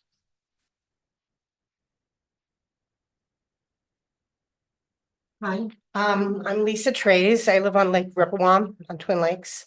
I'm looking at the permit and it says about the noise and about the live music. And don't we have a noise ordinance We do. that this would not comply with? Well, So the- is that something, a venue for us to object because of the noise level? This would be a violation of the noise, having a live music going out across the lake. Yeah, if the board agrees, like I maybe. want you to have your full 3 minutes. Yeah, Yeah. that's my question. Is that a viable? So if avenue? if there is a violation of our noise ordinance, we will issue a violation notice or at least. Would if send- they continued to like violate it, would they get shut down or is there some, what would our address If be? if they don't remedy, they would get a notification to go to court See where it went. and then take it from there, right? They could get fined. Don't they need a It could be cabaret shut. license? Yeah, actually, they would need a cabaret Don't they license. get a cabaret license for the new facility? And is that, Cabaret license. is that was For the operation? Say that again? Is that was operation? Cabaret. Yeah. Well, they do. So is that would that be a viable way for us to approach it? Like you can't, If that would there's a violate our instance town? when if they have a party and there's noise, you can certainly report it. Call it the police department. But if they have a cabaret license, that's my point. They're permitted to do that during their hours of operation. Is that correct? Is that But right? there's no music live, it doesn't say live music down there. In their It permit? says- Okay. It said on the liquor license, it says live music. That's live music. So they have a cabaret license. I think that pertains to Walkabout Country Club. The The inside, the ability to, yeah, Is that in the main Cabaret facility or license, that's what at the lake? yeah. They've had one every year. we can look into it. Okay, Okay. I was just wondering if that was a way for us to, resist a little bit more. Anybody else? You've been waiting. The In man the in the back. orange jacket. Oh, yeah, Talking about walkabout. that's fine. You've been waiting to talk for a while. Oh, my name is Bill Strauss and I'm living on Peach Court in Golden Bridge. So I guess I'm here more to respond and to the board, maybe for discussion, having to do with Ellen Brief's letter and all. But there are a couple things. One is that, which I can give you, the space at the end of Park Road, everybody keeps calling, quote, this turnaround. And for the record, it was never a turnaround because the land that they're calling was a turnaround didn't belong to the town or anybody because it belonged to the developer. So there could never have been a turnaround there because it wasn't there. So originally Park Road ended. And then when they built the Glen, they, extended the road. So there actually was never a turnaround. Now, in terms of it actually being a turnaround, at present, it's not. If a truck needs to turn around, they either turn around into Peach Court or they go down all the way to the end of the Glen where their mailbox is and turn around. And today I took photographs and I can give you guys pictures, but by coincidence, the town of Lewisboro's plow truck drove down at 7:50 this morning. Their truck came right down Park Road, went all the way down to the end where the mailbox was, turned around and then drove down Park Road and left. So actually, the highway department actually themselves this morning demonstrated that they actually turn around at the end of the Glen. So, and as the area that we're talking about, the town assessor actually gave us a map. Here's, you guys don't have a copy, but that shows that the land that we want for parking was given to the town when the Glen and all was divided. It was divided into three areas. One was a conservation area. One was the area that the Glen uses for their townhouses, and that small area was given to the town for what they want. And actually, it was actually built originally. My understanding is they hollowed it out for a trailer when they were building the townhouse. They actually parked their trailer there for repair, and that's actually where it was done. So there was originally actually a trailer park there, and that's how it got hollowed out.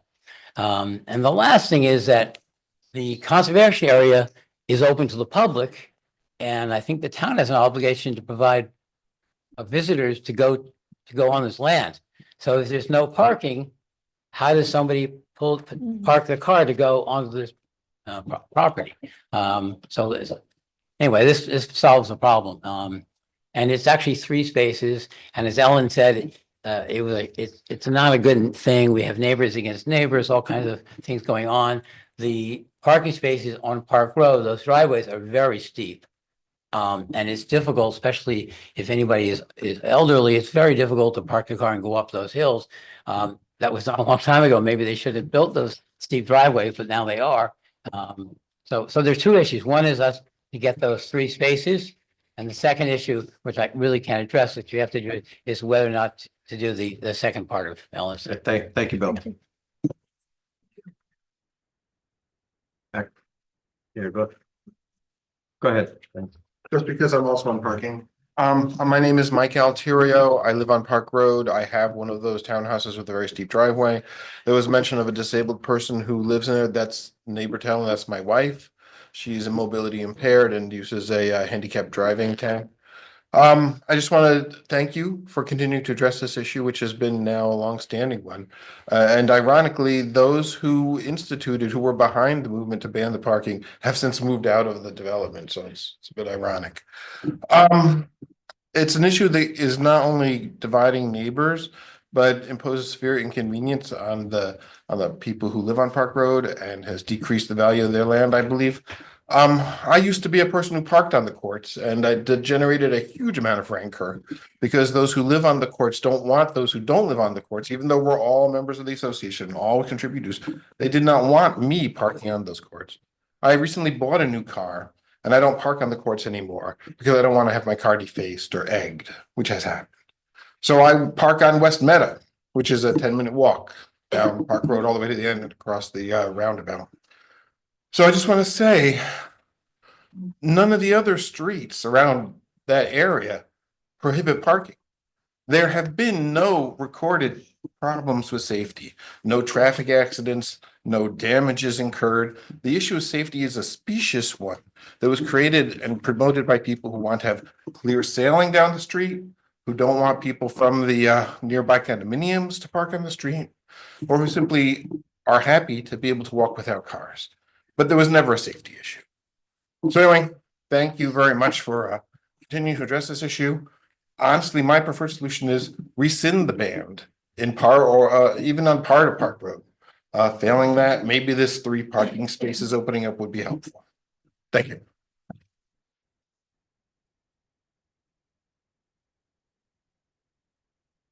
Good evening. Hi, my name is Amy Handler. I do live on Lake Wacabuck. I face the country club.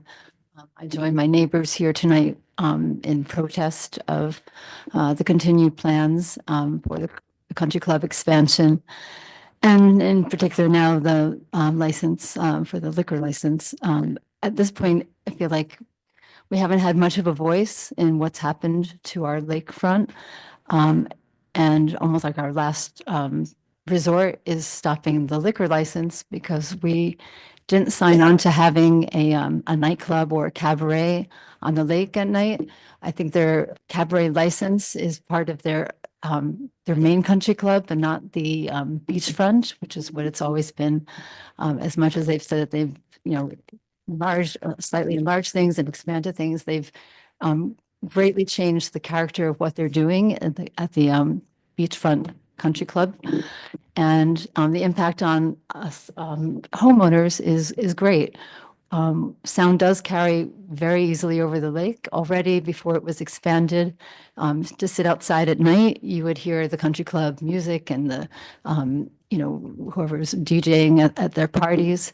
If it's going to be greatly expanded in terms of numbers of people, or if it's going to be drinking at the clubs, I think what we hear at night is going to be much worse. And it's going to impact our ability to be able to sit out in our own backyards. So I hope that the board continues to help represent us, the homeowners, and not just the big country club, to help protect our way of life. We always have some noise and we expect that, but we didn't expect to be living next to a commercial event space. And with the expansion, if it's going to be year-round, it's not going to be a few inconvenient nights during the summer. This is something that may impact our quality of life, throughout the year.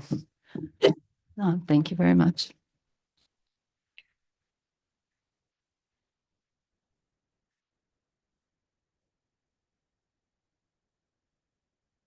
Hi, my name is Nan Dale. I also live on Cove Road, about 1,000 feet away from the club, an easy swim from my house to their house. And I just wanted to speak to the issue of sound, because I think there's some misunderstanding about it. In 1999, 2000, and 2001, I probably called the police 10 times. The noise was so unbearable. 12 of our neighbors submitted a petition. I called the town. All I was told is nothing would be done before 11 o'clock at night, for one thing, no matter how loud it was. I don't know about you, but I don't usually invite friends over for dinner at midnight. You literally could not sit on the back deck and hear one another. Like when you walk into a really noisy restaurant and you say, I'm not going to be able to talk to my friends, I'm leaving. There was no place to go. I put towels around my windows. It was as though the band was in the living room. It is that loud. You can hear people when they're out on a float because the noise travels so well. You can hear them talking, and sometimes they don't know they're being overheard. I just want to, the police do not respond to that. So you are really our only recourse. And we feel that I'm as mystified as my neighbors are how this variance was granted, a use variance when it was already a non-conforming use. That we don't know why we were not involved in all of that, what we weren't. And at this point, at least if there is no liquor license, it's likely to have a chilling effect on the kinds and the sizes of parties. So we hope you'll help to deal with that issue. Thank you. Anyone else would like to speak?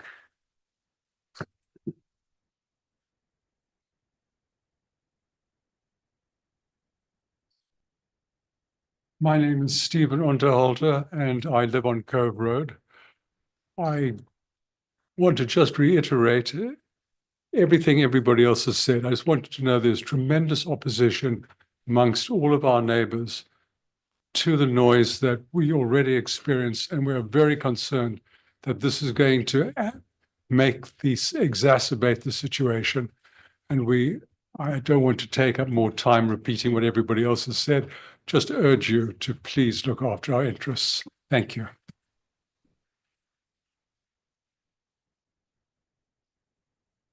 I know I spoke already, but I had a minute Yeah. left. 30 seconds? Technically, you cannot unless, yeah. Send us an email. Okay. Anybody else? Carol Wheel, I would like to understand how New York State and the DEP felt about the taking more of the wetlands when we are so conscientious at the lakes to test the waters all the time and so on, since it is New York State city. And I understand that that has been taken care of, and I don't know how. So I'd like to understand that. Expand the waterfront. Finally. Anybody else? No, how about on Zoom? You didn't want to make a comment, Mrs. King? Is that? No. Okay. I already got into it with the neighbor. Okay. Carol Cernak, I'm asking you to unmute. Hi, it's Carol Cernak at Farvey Farm in South Salem. Excuse my voice, but I'll try and get through this. I'll be quick. I missed the first part of the introduction about the building department fees, potential change.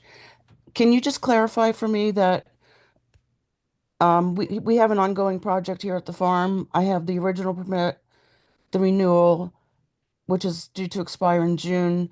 Would this new policy give me 3 more years, or what does that do for me? I would suggest reaching out to Kevin Kelly, Building Department, who'll explain.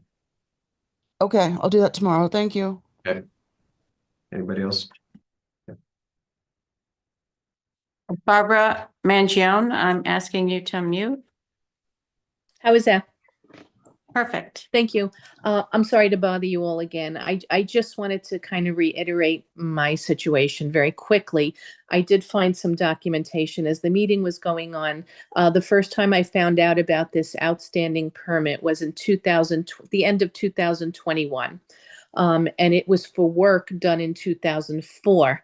So thank you, Mary, for mentioning the fact that this is a very special situation with me, because we're talking about a 17-year gap.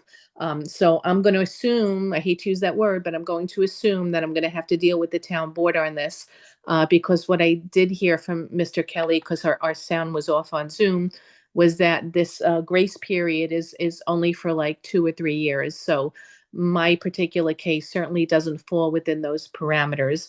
And again, I just want to impress upon you all that when the work was done, we did have inspectors here.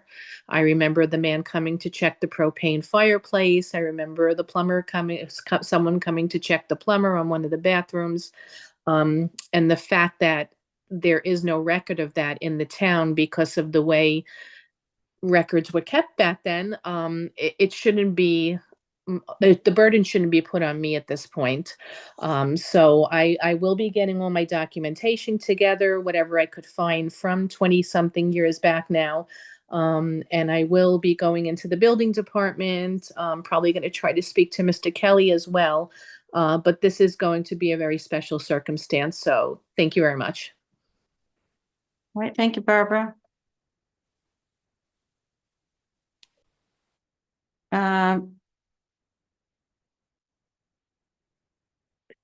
Tara, you had your hand up. I'm asking you to unmute.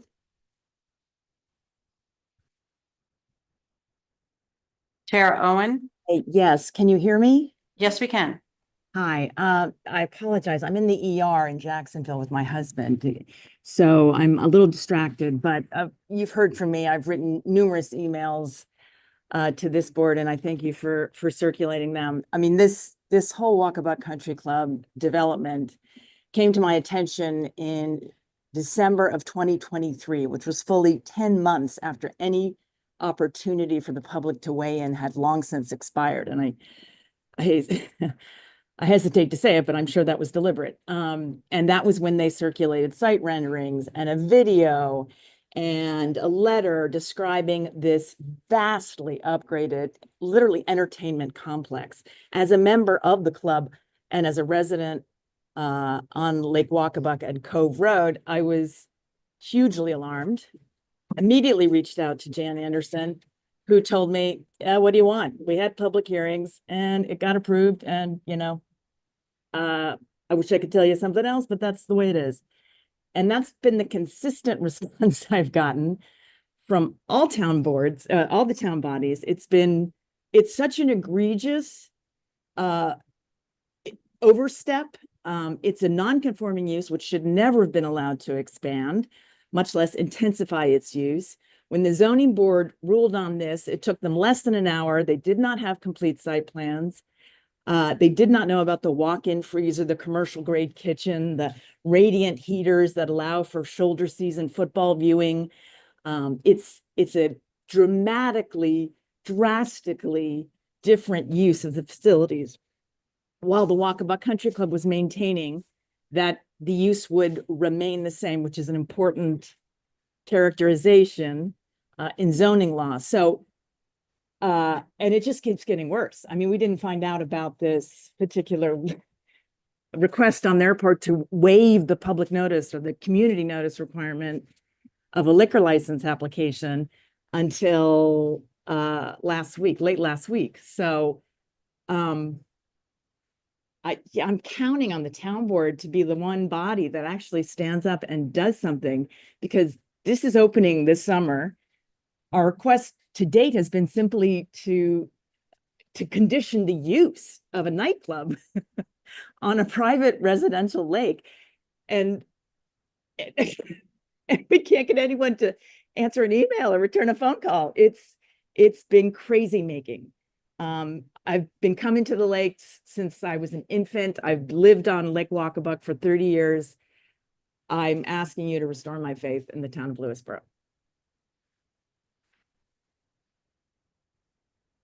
Thanks, Tara. Okay, thank you, Tara.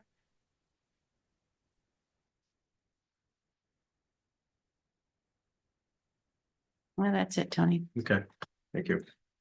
Do I need? Oh, yeah, you I think Mary has a Yeah, public comment from. I have a public comment from Kathy McGowan.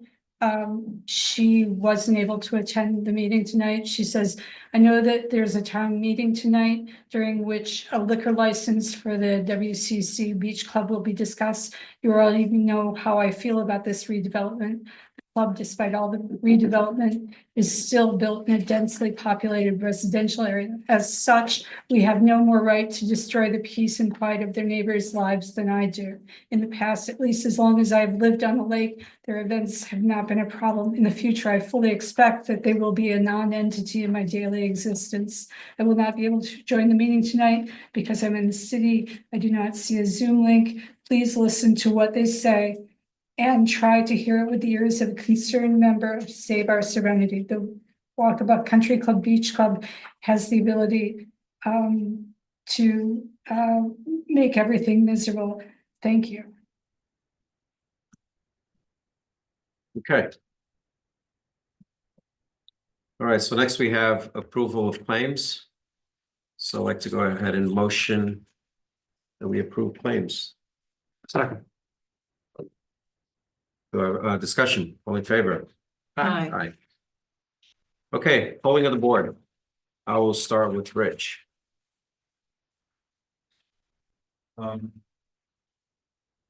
Today is International Holocaust Remembrance Day. It's an international Memorial Day, commemorates the victims of the Holocaust, which resulted in the genocide of 1/3 of the Jewish people, along with countless numbers of individuals of other minority groups. And the choice of January 27 aligns with the liberation of the Auschwitz concentration camp back in 1945. Wanted to make notice of that. So from social media, Borough Cafe is going to be opening soon. We want to support our local businesses.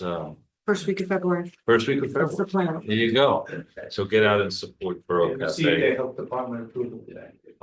They did. Yep. Great. So hope to see many of you there once they open up. I was glad to see that the town pool bathhouse project is moving along. It's good news. Take a look at the town website for committee opening vacancies, and we ask that you come forth and volunteer your time and your talents for these committees that are vacant and need people. We were talking about the colored sessions that came up today. I'm wondering if we could ask the controller, Tony, to just maybe undertake some kind of Like an audit. an audit and just see what kind of, very simply, a spreadsheet that we have in preparation for our February 10th work session, to see what the expenditures have been for Kellard sessions over the last 5-year period.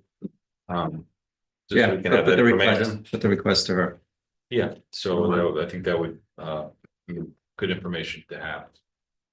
Thank you. He's asking me to email her. For you to pursue with her. Yeah. Yeah, this way you can tell her exactly what you're looking for. Okay, good. Thank you. Andrew?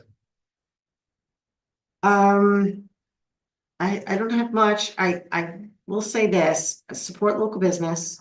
I do my best always to use the local pharmacies, use the local grocery stores whenever possible. And for the first time, I was able to get into Yellow Monkey Cafe. Mm. So every time I go, they're closed because they're open earlier and I work during the week and what have you. And I was in there, now I'm like addicted to their chicken salad and their egg salad and their quinoa salad. So if you haven't been, it's a really nice place to go. And I actually got into the art gallery there, where they exhibit lots of local artists and women's art, and they provide studios for women to pursue their art within that facility as well. And so it was actually a really nice surprise to actually be able to get there when everything was open and enjoy it. As far as the building department fees, I'm looking forward to working on that with everyone.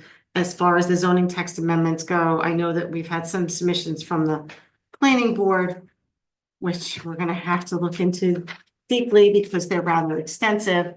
And as far as the Walkabuck Country Club goes, I don't know much about the process that this particular application went through. I do know, however, that when an application is presented to any zoning board, there's required timelines for publication and hearings and things of that nature to notify the public that applications are being heard. I haven't personally looked in to see if those requirements were followed, but I can say that if they were followed, and they had their public hearing, and at the time, the public still wasn't aware, even though the proper notifications went out, that unfortunately, sadly, what you had heard is true, that's it. I don't want to say that, okay, done deal, that sounds horrible, but if they follow the law and they did everything they're supposed to do, they're really, my understanding is they're not supposed to reopen something that was already closed. That said, if they did something like that, obviously the applicant who had received their approvals would have a course of action against the zoning board in the town. As I've heard someone say the magic words over there with the residents might pursue in the alternative. As far as the liquor license application goes, I don't know what, if anything, the town can do, but I'm sure we'll get very good counsel from our town attorney here as to what the town board can or cannot do regarding comments by the community that were heard tonight. So thank you all for coming. Thank you, Chris. Mary? I also have received input in great detail as far as the Walkabout Country Club goes. In addition to the short-term rental impact on the lake communities, and I'm listening, and I respect everybody's perspective, and we will do what we can to make sure that we respect the comprehensive plan as far as respecting our resources and our community and making sure that everyone feels that they belong. So also in the next few days, the Lunar New Year will be coming along. So I wish everyone a happy New Year as well. Second one to celebrate, since the first one was, pardon? The 10. 10, yeah. Well, that's what one group of people call it. So Yeah. there's also, yeah, so I know there is more Asian communities than just the Vietcong, so step on my head.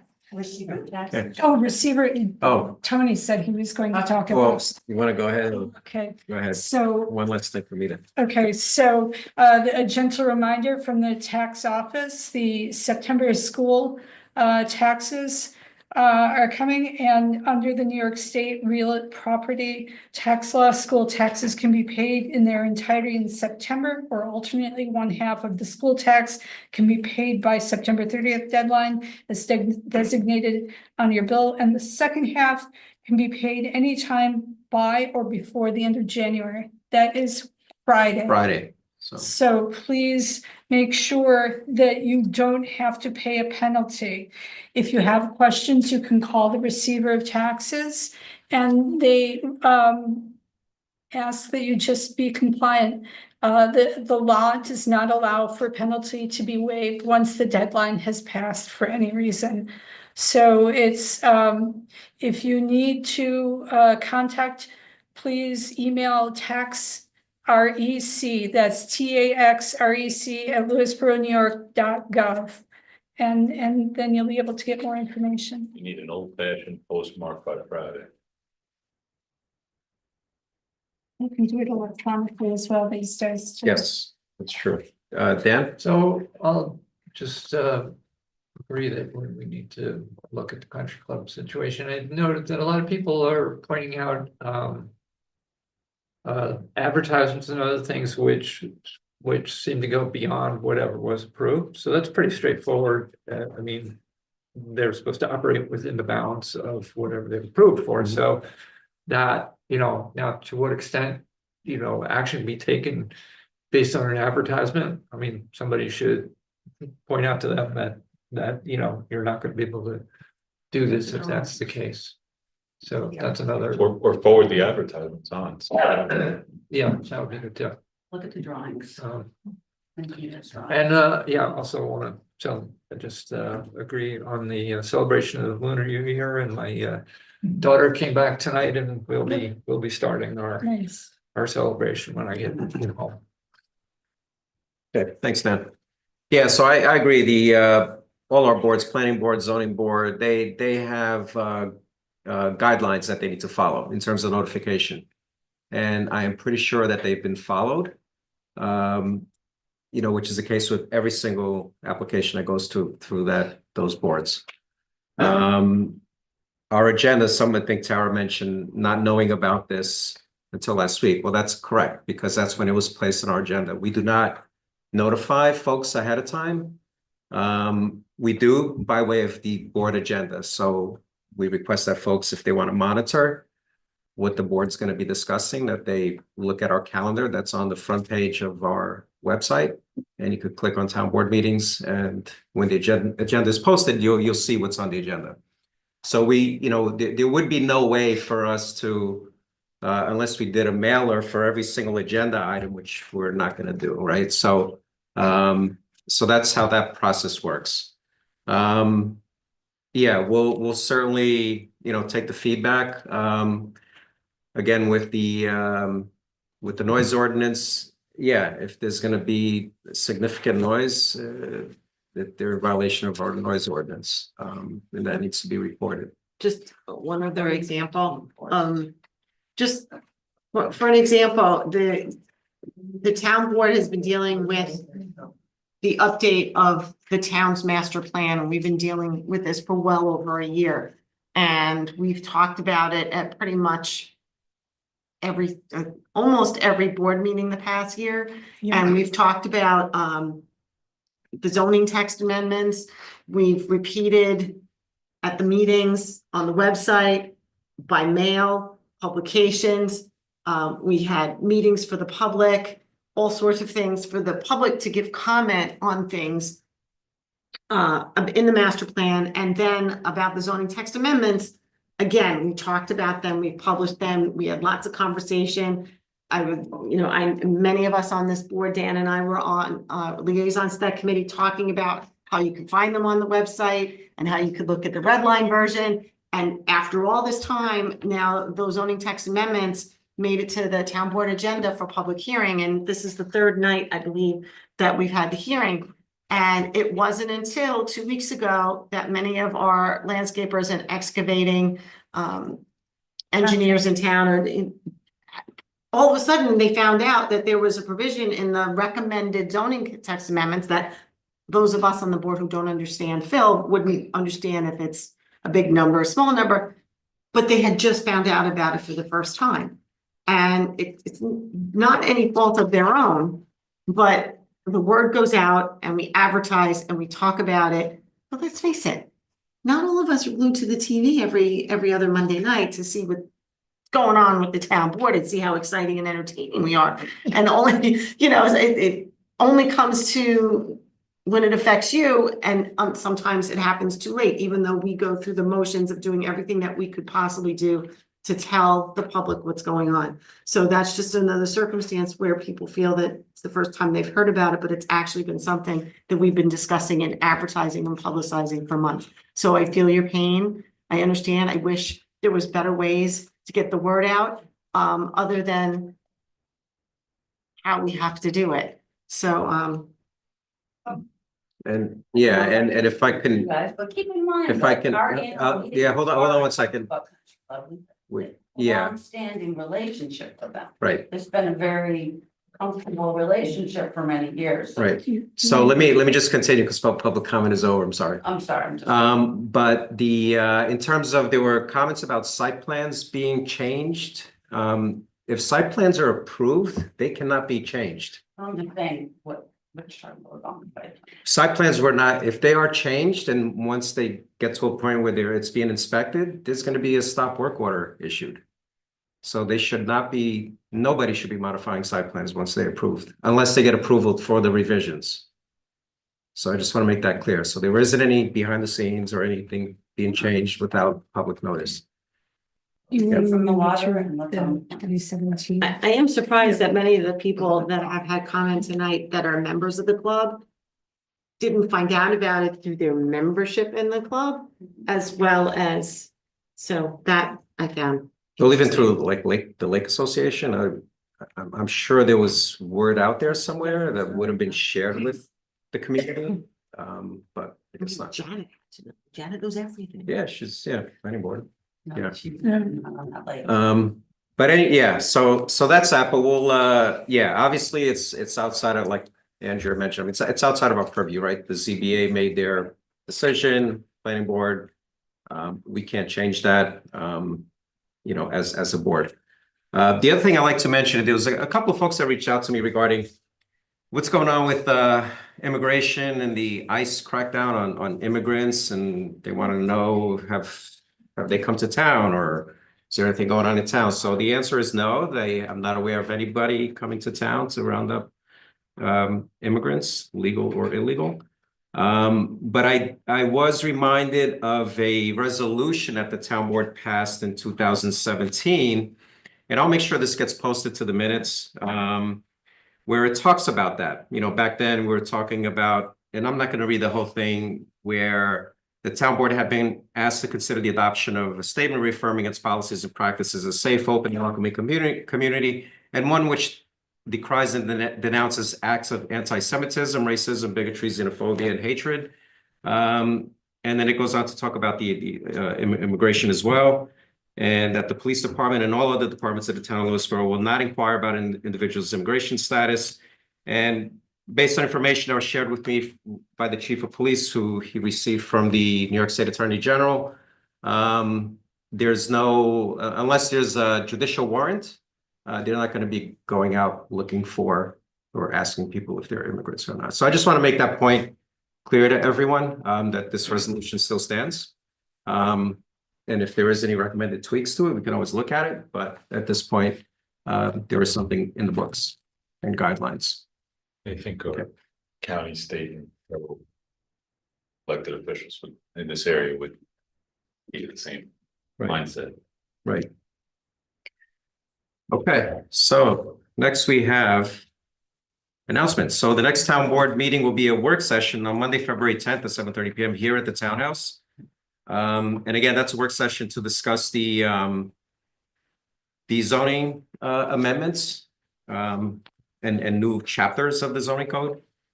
And then we have a town board meeting on Monday, February 24th at 7:30 p.m. here at the townhouse as well. So now I'd like to go ahead and motion to go into executive session to discuss an attorney privileged topic. Second. Discussion.